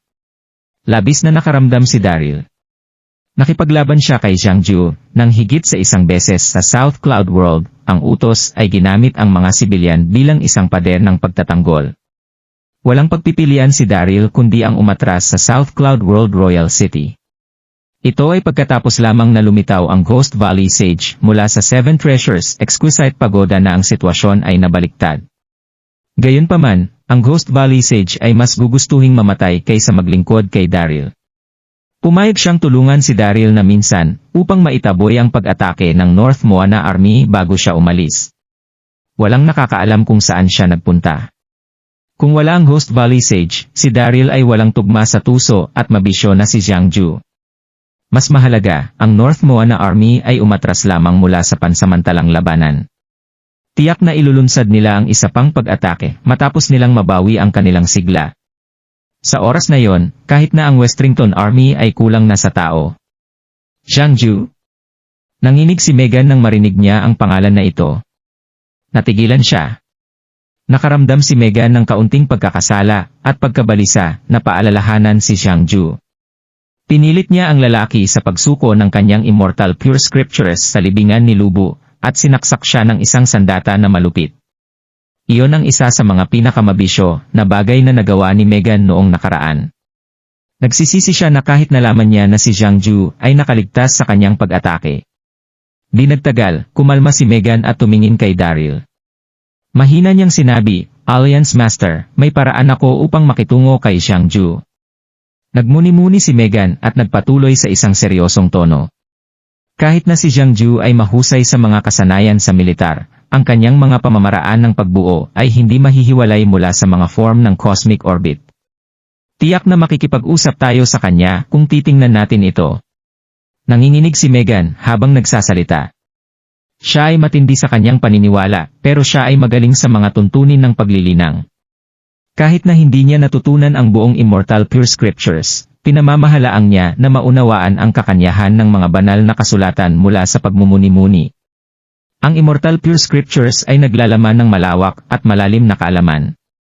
Ang pag-unawa ni Megan ay hindi lamang limitado sa natatanging pamamaraan ng paglilinang nito, kundi pati na rin ang mga pagbuo ng astronomiya, heograpiya, at digmaan. Batay sa account ni Daryl tungkol sa oras na hinarap niya si Jiangju, napansin ni Megan na ang pamamaraan ng pagbuo ni Jiangju ay batay sa mga form ng cosmic orbit mula sa Immortal Pure Scriptures. Natuwa siya sa kanyang mga natuklasan. Katumbas ito sa pag-iisip ng mga saloobin at pagpaplano ni Jiangju. Malaki ang maitutulong nito sa kanilang susunod na labanan, laban sa North Moana Army. Kung alam nila ang tungkol sa mga kalakasan at kahinaan ng kanilang kalaban, kung gayon ito ay isang labanan sa kalahati na nanalo. Siyempre, masaya sila tungkol doon. Ang Cosmic Orbit Formations. Natigilan si Daryl. Pagkatapos, tumingin siya kay Megan. Sigurado ka? Tumango si Megan. Pero, kinamot ni Daryl ang kanyang ulo at sinabing, hindi ko alam ang tungkol sa mga form ng Cosmic Orbit. Ang Cosmic Orbit Formations ay ang pinaka hindi maintindihan at hindi nakatagong kaalaman sa mga Chinese metaphysics. Hindi maintindihan ni Daryl ang malalim na kaalaman kahit na mayroon siyang geomancy ng yin at yang at ang Baiki Formations. Alliance Master, huwag kang mag-alala. Alam ko ang Cosmic Orbit Formations, sabi ni Megan na may malabong ngiti. Tumawa si Daryl, tuwang-tuwa siya nang marinig yon. Agad na nakataas ang kanyang nalulumbay na kalooban, at nakaramdam siya ng lungkot. Nagulat siya na alam ni Megan ang tungkol sa Cosmic Orbit Formations. Makakaya niya si Jiangju sa tulong ni Megan. Napakagaling! Tumango si Daryl habang tinitingnan niya si Megan ng masaya. Maghintay tayo hanggang sa ilunsad ng North Moana Army ang isa pang pag-atake. Bago niya matapos ang pakikipag-usap, may nagambala sa kanya. Alliance Master. Si Steven, ang beggar sect leader, ay tumayo at sinabi sa isang nag-aalala na tono, ang babaeng ito ay pwedeng hindi mapagkakatiwalaan. Mangyaring isipin muli ang kanyang mga sinasabi. Itinapon ni Steven ang isang kahina-hinalang sulyap kay Megan. Nagmamadali ring tumayo si Watson at sinabing, "Oh, Alliance Master." Ang mga kasanayan sa militar ni Jiangju ay mailap. Inamin niya na mayroon siyang paraan upang harapin ito kapag hindi mo ito malalaman, baka siya ay nagsisinungaling. Nais ni Watson na hindi sumang-ayon, ngunit natatakot siyang masaktan si Daryl. Matapos ipinahayag ng beggar sect leader ang kanyang opinyon, mabilis na tumalon si Watson sa bandwagon upang ipahayag ang kanyang hindi pagkakasundo. Nagkaroon ng kaguluhan sa bulwagan, at maraming tao ang nagsalita din sa kanilang isipan. Baka niloloko tayo ni Megan. Mag-ingat ka, Alliance Master. Tama yan. Lagi niya itong ginagawa. Nagsisimula siya sa pagkakaroon ng tiwala bago ang kanyang biglaang pag-atake. Pag-isipan mong mabuti, Alliance Master. Lahat ay nagsalita ng kanilang isipan, nagdusa si Daryl sa sakit ng ulo. Sumimangot siya. Hindi inaasahan ni Daryl na kinamumuhian ng lahat si Megan. Nagbago si Megan, gayunpaman marami pa ring mga tao na kahina-hinala sa kanya. Mahirap iyon. Ikaw. Sa wakas ay hindi na ito makukuha ni Megan. Nanginig siya habang tinitingnan niya ang lahat at sinabi, "Pwede mo ba kong paniwalaan, kahit ngayon lang?" "Oo, marami akong ginawa na masamang bagay sa inyong lahat. Pasensya na, at alam kong nagkamali ako.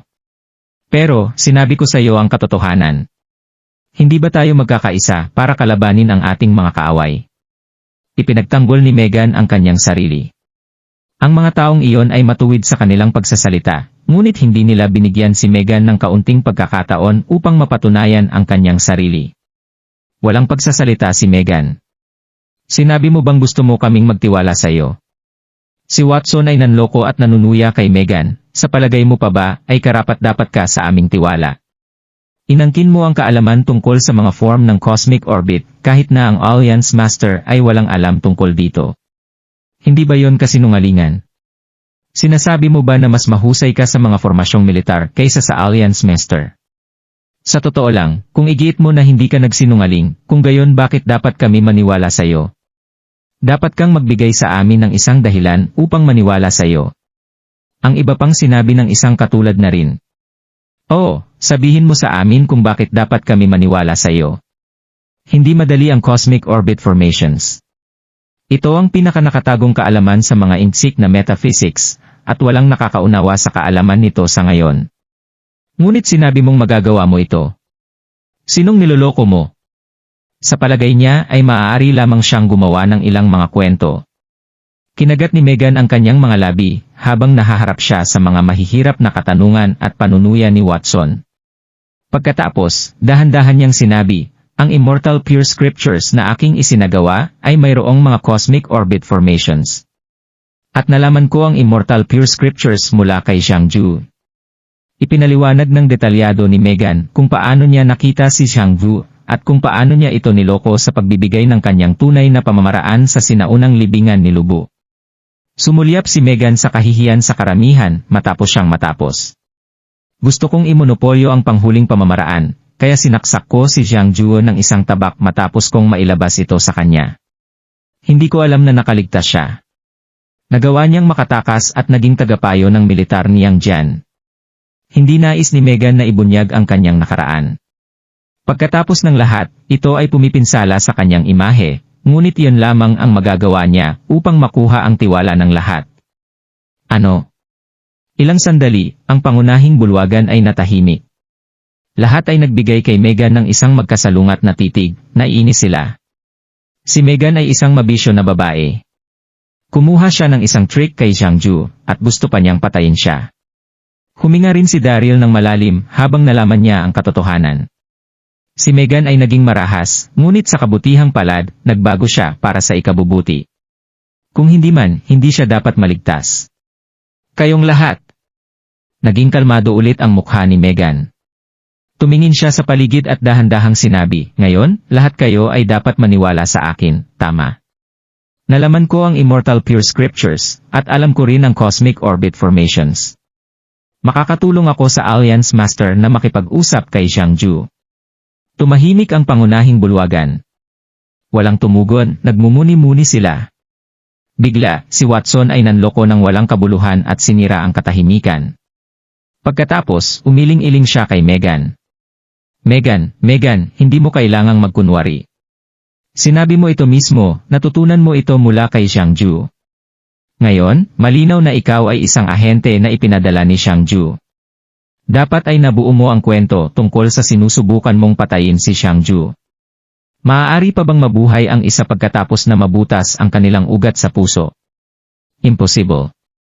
Binubuo mo ang kasinungalingan na ito na hindi ka maniniwala sa iyong sarili. Oo nga, tamang ang pagsusuri ng Cult Master. Nagtataka ako kung bakit nakakatulong si Megan. Lumalabas na espiwa siya sa kampo ng kalaban. Nakakasuka ka, anong karapatan mong paglaruan kami na parang mga bata? Marami sa kanila ang sumulyap kay Megan, habang itinapon nila ang nakakasakit na mga puna sa kanya, at pinuna siya. Namula ang mukha ni Megan, nanginginig ang kanyang katawan, wala siyang masabi. Hindi niya inaasahan na pinalalim niya ang kanilang hindi pagkakaunawaan nang sabihin niya ang katotohanan sa halip na makuha ang tiwala ng lahat. Mukhang nababagabag si Daryl. Alliance Master. Taos-pusong nagpaalam si Watson kay Daryl. Si Megan ay isang hindi mahulaan na babae.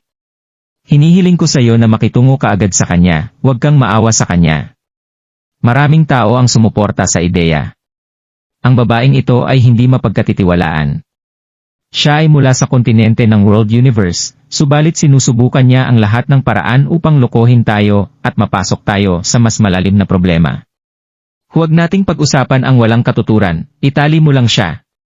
Oo, mas mabuti na tanggalin ang kanyang kakayahan sa paglilinang at ipadala siya sa kulungan. Ang buong bulwagan ay napuno ng galit, walang nakikiramay kay Megan. Sa kabaligtaran, lahat sila ay naiinis sa ginawa ni Megan. Nagpanik si Megan at tumingin kay Daryl. Ang kanyang nakalulungkot na mga mata ay humingi ng tulong sa kanya. Naniniwala ba sa akin si Daryl?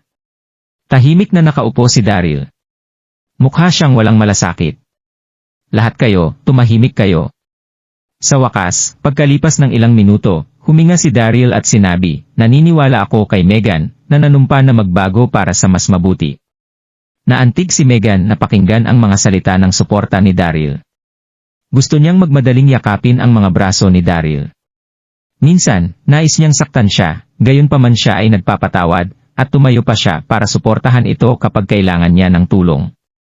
Mukhang palagi siyang tama tungkol kay Daryl, siya ay matalino. Ano? Natitigilang tumingin ang lahat kay Daryl. Nagulat silang lahat sa kanilang narinig. Tama ba ang narinig natin? Isang tusong babae si Megan, pero mas nagawa siyang paniwalaan ng Alliance Master.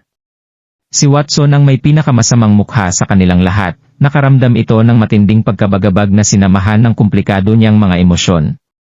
Nag-aalala siya na baka mas maging mataas ang posisyon ni Megan, kaysa sa kanya sa sandaling makuha nito ang tiwala kay Daryl sa mga pagtulong na ginagawa nito sa pakikipaglaban.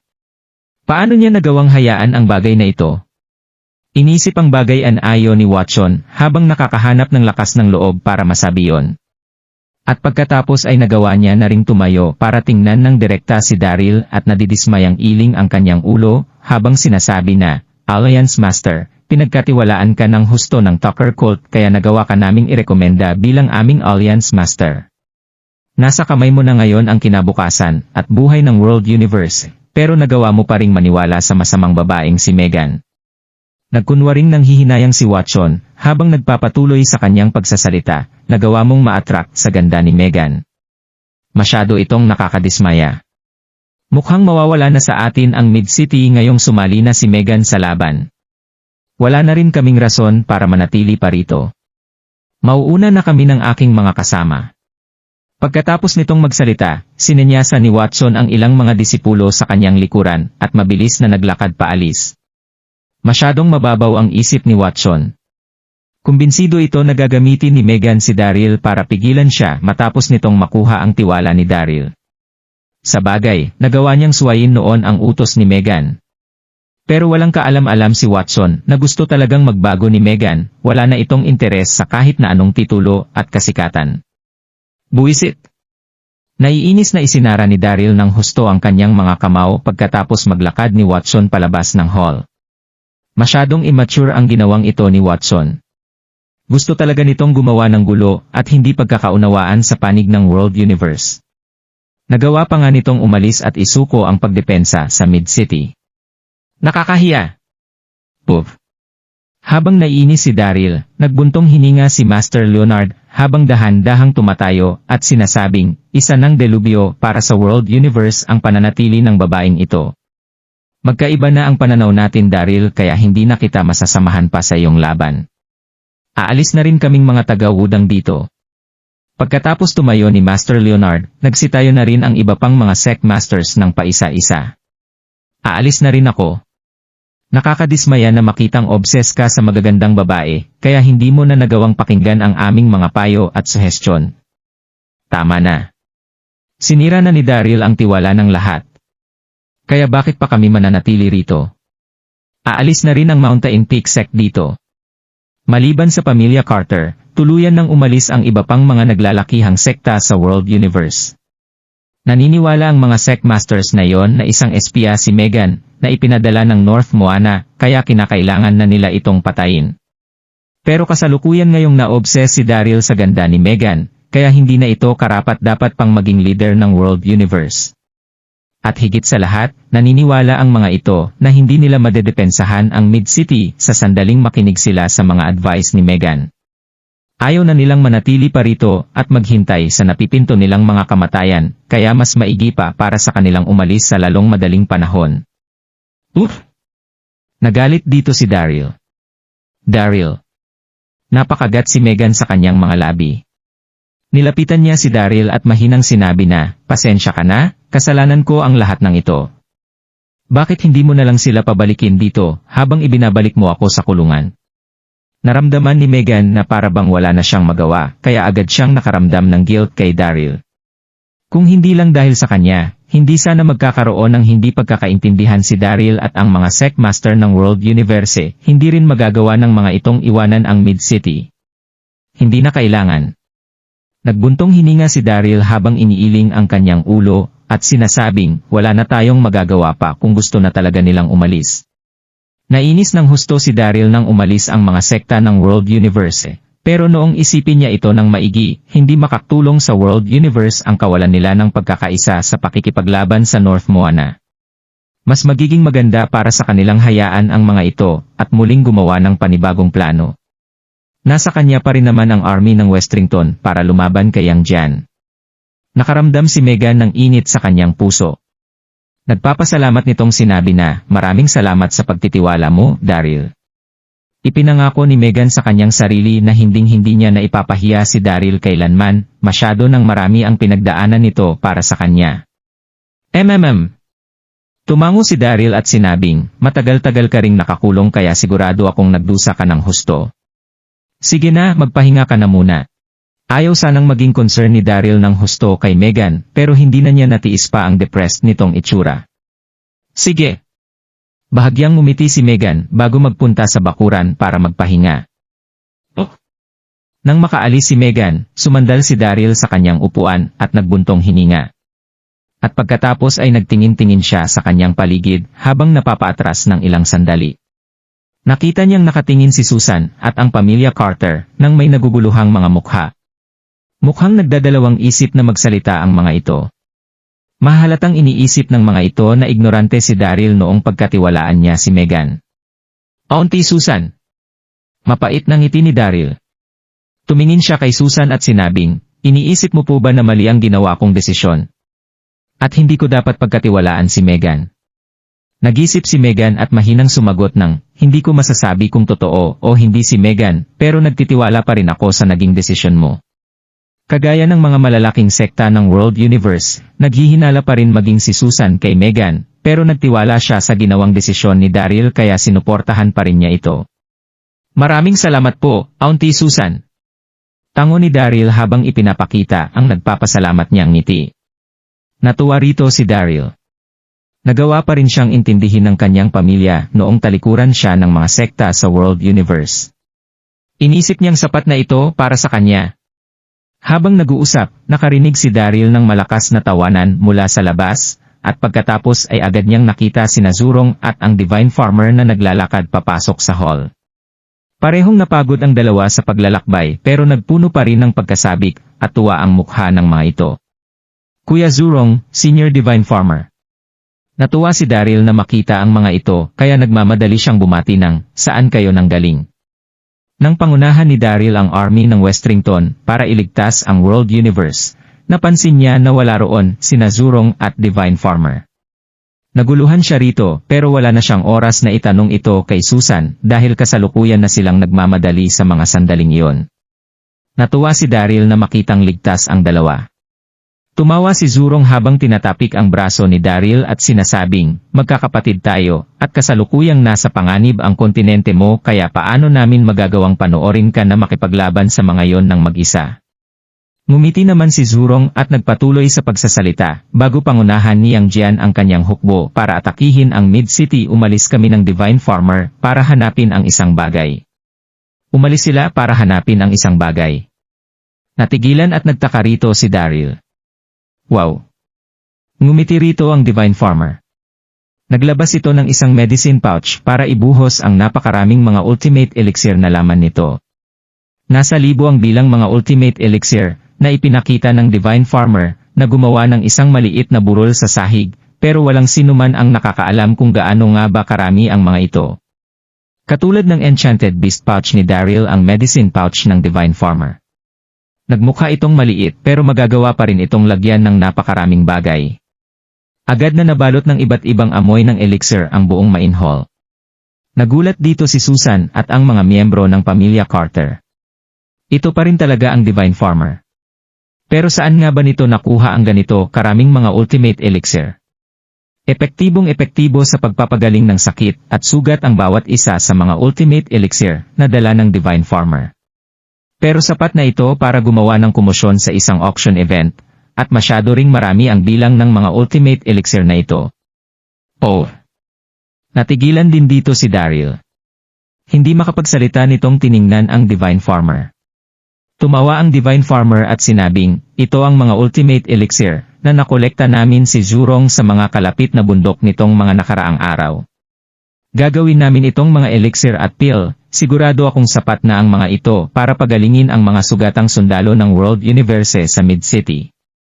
Nang malaman nila ang pananakop ni Yang Jian sa World Universe, agad na pinag-usapan ni Zhurong at Divine Farmer ang sitwasyon kung saan nagdesisyon ang dalawa na gumawa ng mas kapakipakinabang na bagay kaysa sa pagsali sa laban.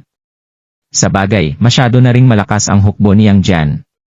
Kaya wala rin gaanong maitutulong ang dalawa sa sandaling sumali ang mga ito sa laban. Kaya nagdesisyon ang dalawa na magpunta sa mga kalapit na bundok para maghanap ng mga ultimate elixir na magliligtas sa buhay, gagamot sa mga sugatang elite at fighter na makakapagpababa ng husto sa tinatamong casualty ngayon ng World Universe. Tumawa rito si Daryl. Napuno ng tensyon ang dibdib ni Daryl habang ipinapakita ang pagpapasalamat niya sa Divine Farmer. Malaki nga talaga ang naitulong mo sa amin noong mahanap mo ang napakaraming mga ultimate elixir na ito, Senyor. Malaking tulong na ito para sa World Universe. Gusto kong magpasalamat sa iyo sa ngalan ng mga sugatan naming mga kasama. Maraming salamat sa pagtulong mo sa amin. Nagpakita rin si Susan at ang kanyang mga kasama ng humahangang mga tingin sa Divine Farmer. Ngumiti naman ang Divine Farmer at sumenyas na wala lang ang bagay na ito. Mayroon bang tao riyan? Hindi na nagdalawang isip pa si Daryl. Tinawag niya ang mga disipulong nakatayo sa labas ng hall, agad na nagbaba ng utos. Dalian ninyo. Kunin niyo ang mga ultimate elixir na ito at ibigay sa sugatan nating mga kasama. Nasabik dito ng husto si Daryl. Siguradong mabilis na gagaling si Dax at ang mga sugatan nilang kasamahan sa pamamagitan ng mga elixir na yon, dito na nila magagawang lumaban ng mas epektibo sa mga sundalo ng North Moana. Maraming impormasyon tungkol sa mga elixir at pills ang nilalaman ng Infinite Elixir Manual ni Daryl, pero masyadong pambihira ang mga sangkap na kanyang kakailanganin para mabuo ang mga ito. Ang Divine Farmer bilang isa sa mga ama ng medisina ay nagawang bumuo ng kahanga-hangang mga gamot gamit ang mga sangkap na makikita ng kahit na sino kung saan-saan. Sa kasamaang palad, hindi magagawang pantayan ni Daryl ang husay ng Divine Farmer sa paggawa ng mga elixir. Mabilis na naglakad papunta sa bakuran ang ilang mga disipulo ng pamilya Carter para ipamahagi ang mga ultimate elixir na dala ng Divine Farmer. Daryl! Nilapitan ng Divine Farmer si Daryl para bigyan ng isang pill at seryosong sabihin na, ito ang Destiny Pill na aking ginawa ilang libong taon na ang nakalilipas. Nag-iisa lang ito sa buong mundo. May kakayahan itong pataasin ang iyong energy field na maaaring makatulong sa mga desperado mong sitwasyon para baliktarin ang kahihinatnan nito. Huminga ng malalimang Divine Farmer at nagpatuloy sa pagsasalita, nagdeklara si Yang Jian ng digmaan para masakop ang 9 na mga kontinente, at ikaw lang makapipigil sa kanya. Kaya ibinibigay ko ang Destiny Pill sa iyo. Maaaring matulungan ka nito sa mga importanteng sandali ng iyong misyon. Wow! Natigilan dito si Daryl. Dito na niya tiningnan ng isang beses ang Destiny Pill, at nakita ang pula nitong kulay na parabang naglalagablab ito sa galit, pero sinamahan din ito ng isang kakaibang panlalamig ng hawakan ito ng kanyang palad. Isa itong kakaibang pakiramdam para sa kahit na sino. Dito na tuluyang nagulat si Daryl ng husto. May kakayahan ang Destiny Pill na bumuhay ng patay. Masyado itong mahiwaga. Mayroong infinite elixir manual si Daryl na naglalaman ng napakaraming mga pambihirang elixir sa mundo. Hinalughog niya ang kanyang isipan, pero wala siyang maalala na kahit anong record tungkol sa Destiny Pill sa manual na yon. Hindi alam ni Daryl na ang Divine Farmer mismo ang nakaimbento sa Destiny Pill. Pero naglalaman ito ng pinaka-core ng kaalamang mayroon ngayon ng Divine Farmer sa paggawa ng mga elixir. Pagkatapos ng ilang segundo, itinago na ni Daryl ang Destiny Pill at nagpapasalamat na sumagot kay Divine Farmer ng, "Maraming salamat po sa regalo ninyo sa akin, Divine Farmer." Ngumiti naman ang Divine Farmer at sumagot ng, "Hindi mo na kailangan pang magpakapormal sa akin." At pagkatapos ay nagpunta na si Zurong at ang Divine Farmer sa bakuran para magpahinga. Nitong mga nagdaang araw ay nagawa ng dalawang umakyat sa iba't ibang mga bundok para manguha ng mga elixir. Kaya siguradong pagod na ang isip at katawan ng mga ito. Samantala, nagising si Megan matapos nitong makapagpahinga ng higit sa 1 oras sa loob ng isang wing room. Paano niya nagagawang matulog habang nasa bingit ng pagbagsak ang Mid-City? Biglang naalala ni Megan ang kanyang misyon, kaya agad na itong naglakad palabas ng kwarto. Handa na itong magpunta sa main hall para tingnan ang ginawang mga pagkilos ng North Moana nitong nakalipas na 1 oras. Pagkatapos humakbang ng ilang beses, narinig niya ang ilang waves ng internal energy na sinabayan ng tunog mula sa mga imaheng gumagalaw sa kalapit na hardin ng mansyon.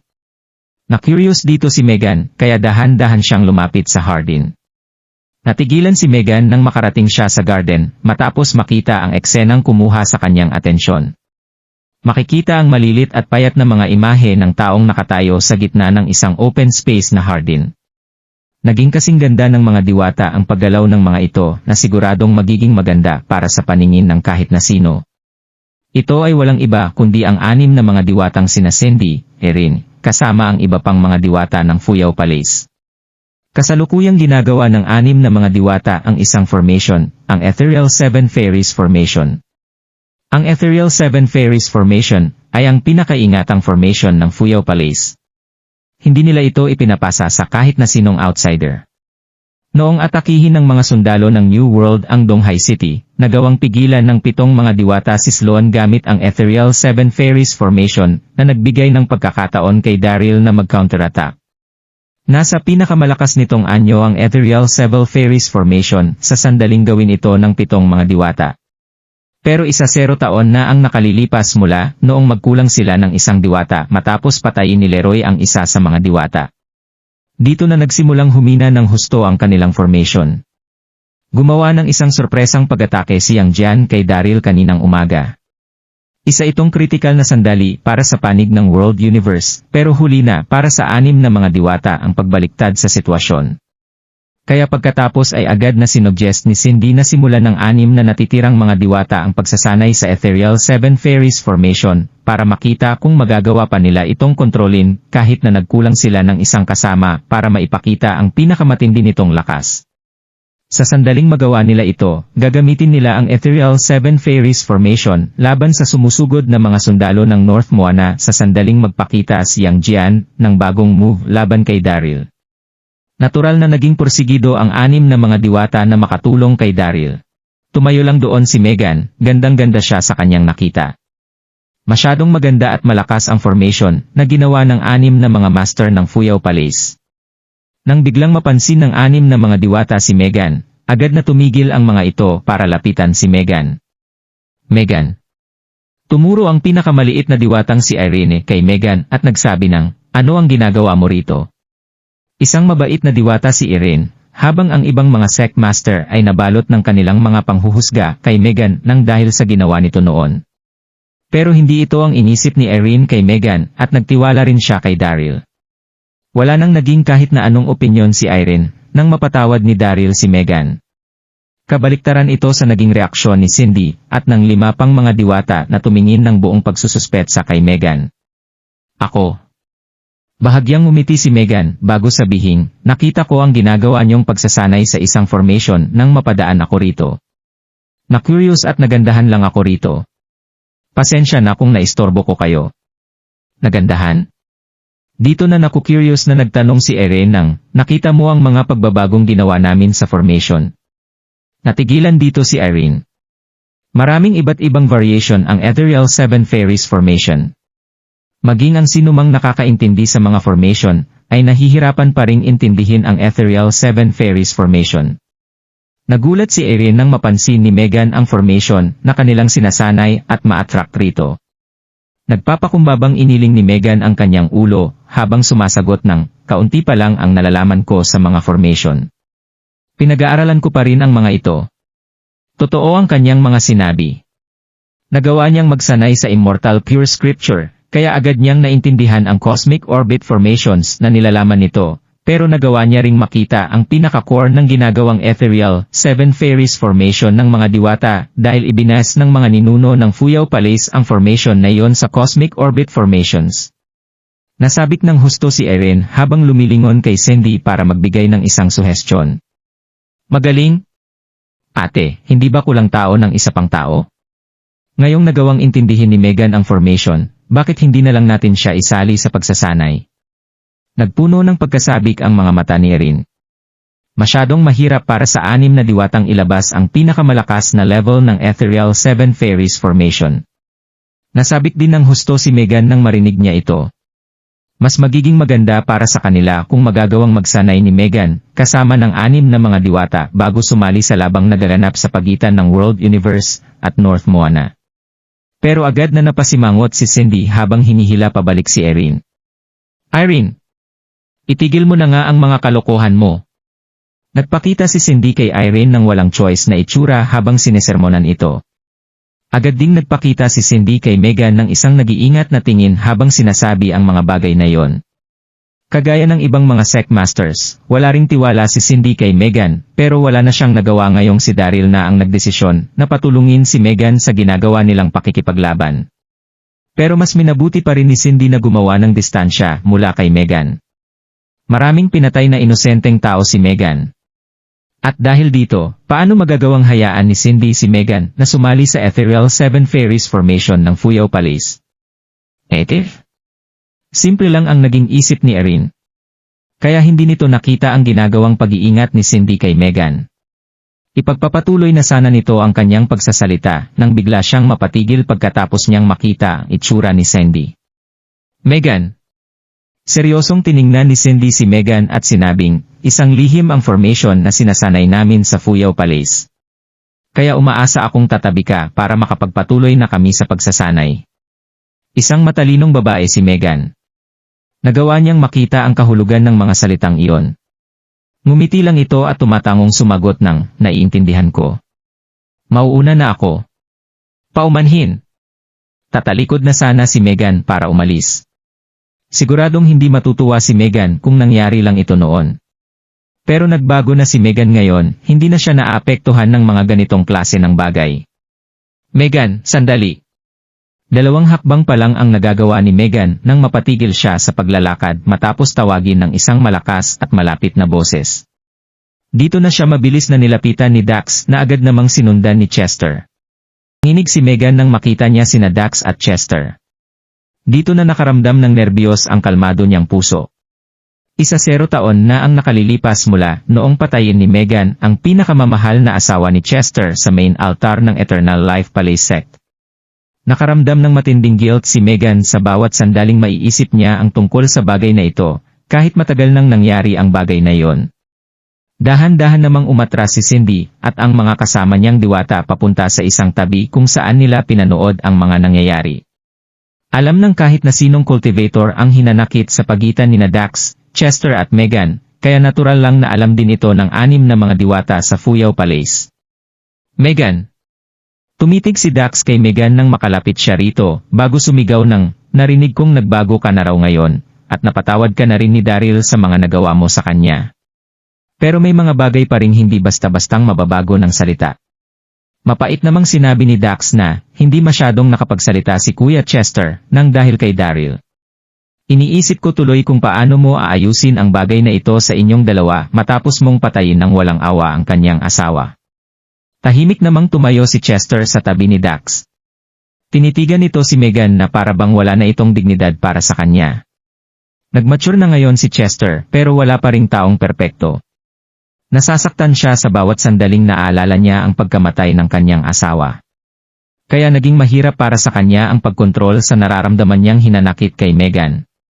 Kasalukuyang nagpapagaling sina Dax at Chester sa iisang kwarto nang marinig nila ang pagpapakawala ni Daryl kay Megan sa kulungan para muli itong pagkatiwalaan.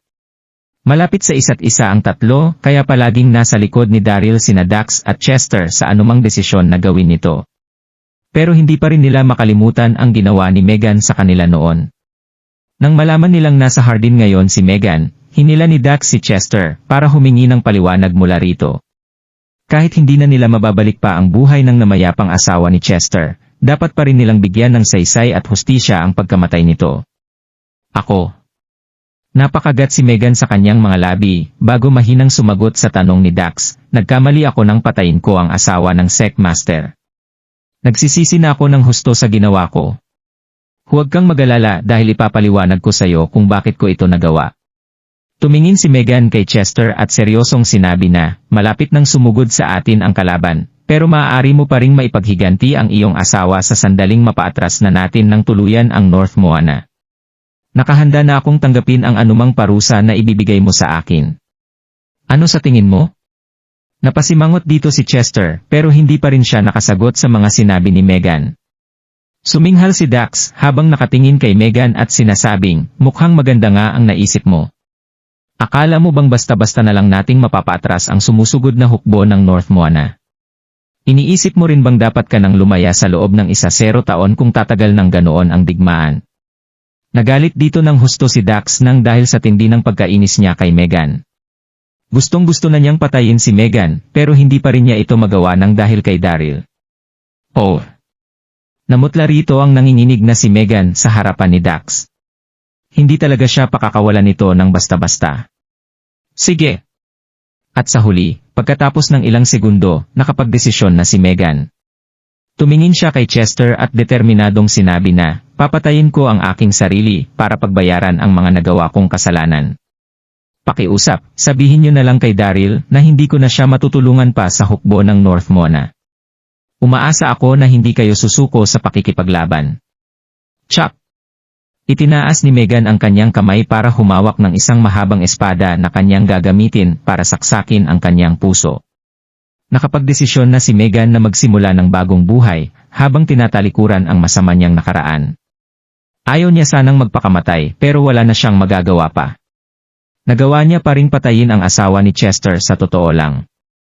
Mata sa mata, isa itong pangkaraniwang tradisyon sa mundo ng cultivation. Ano? Nagulat sina Cindy at Irene sa kanilang nakita. Hindi nila inaasahang magpapakamatay si Megan sa kanilang harapan. Natigilan din dito sina Chester at Dax. Hindi nila inasahang magdedesisyon ng ganito si Megan. Hush! Si Chester ang unang nag-react sa kanilang lahat.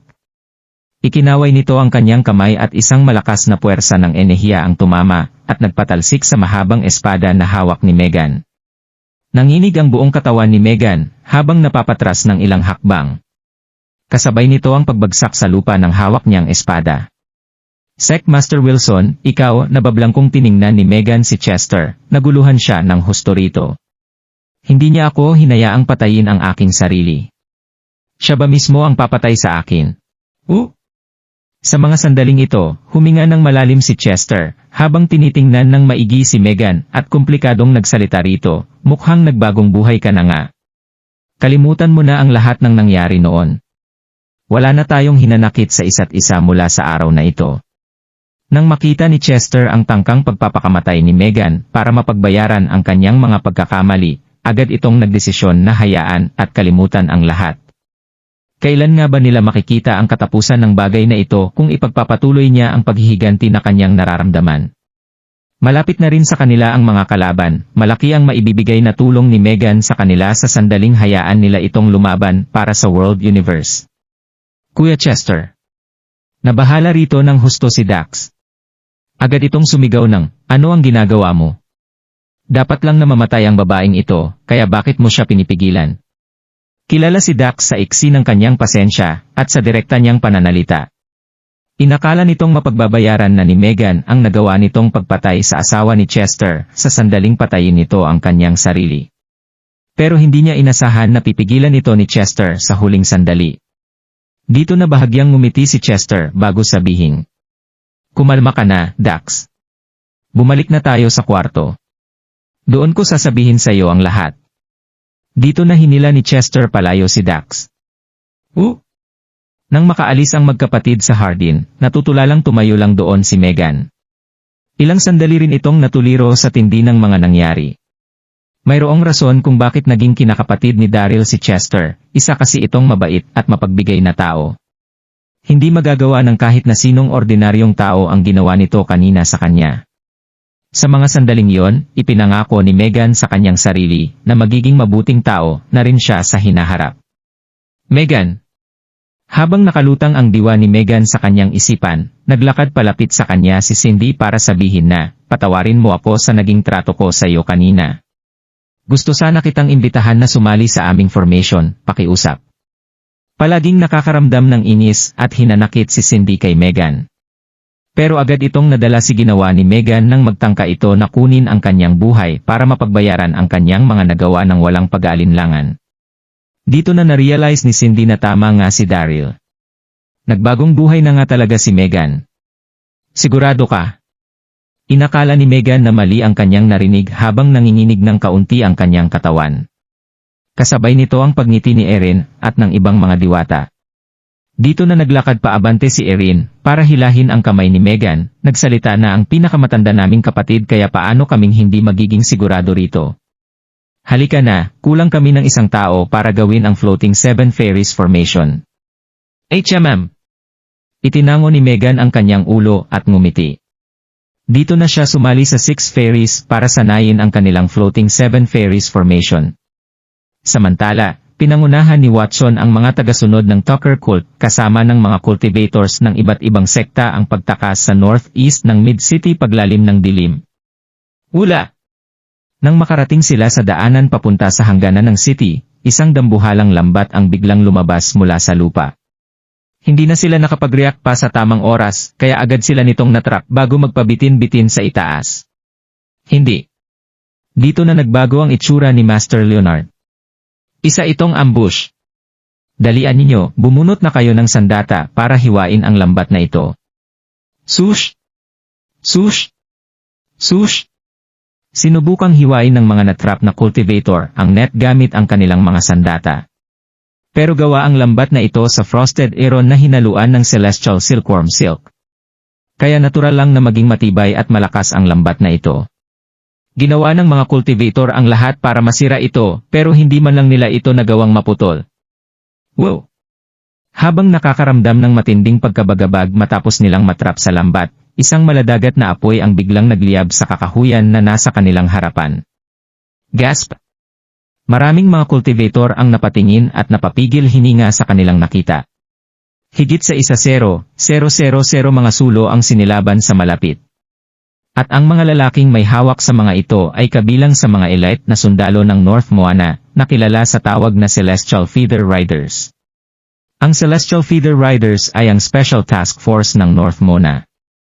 Ang bawat sundalo nito ay nakasakay sa isang higanteng ibon na nagbigay sa kanila ng matinding lakas at mobility sa pakikipaglaban.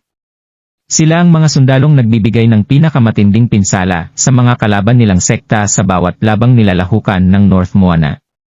Agad nilang narinig ang malakas na tawanan ng grupong ito. Namangha at natuwa ang leader ng Celestial Feather Riders sa kanilang nakita. Malakas itong tumawa habang sinasabi na, nagawa nilang mahulog sa ating bitag. Pabagsakin niyo na ang mga iyan. Inutusan ni Jiang Ju ang Celestial Feather na mag-set up ng isang ambush dito. Hindi pa nakakabalik si Daryl noong mga sandaling iyon. Isang matalino at far-sighted na lalaki si Jiang Ju. Alam niya na hindi makakatiis ang mga cultivator ng iba't ibang sekta kaya kinalaunan ay aalis din ang mga ito para talikuran ang pakikipaglaban sa World Universe. Kaya naisip niyang magtanim ng mga patibong sa bahaging ito ng Mid-City. At pagkatapos ay nagawang pamunuan ni Daryl ang hukbo ng Westrington papunta sa Mid-City para pansamantalang mapaatras ang hukbo ng North Moana.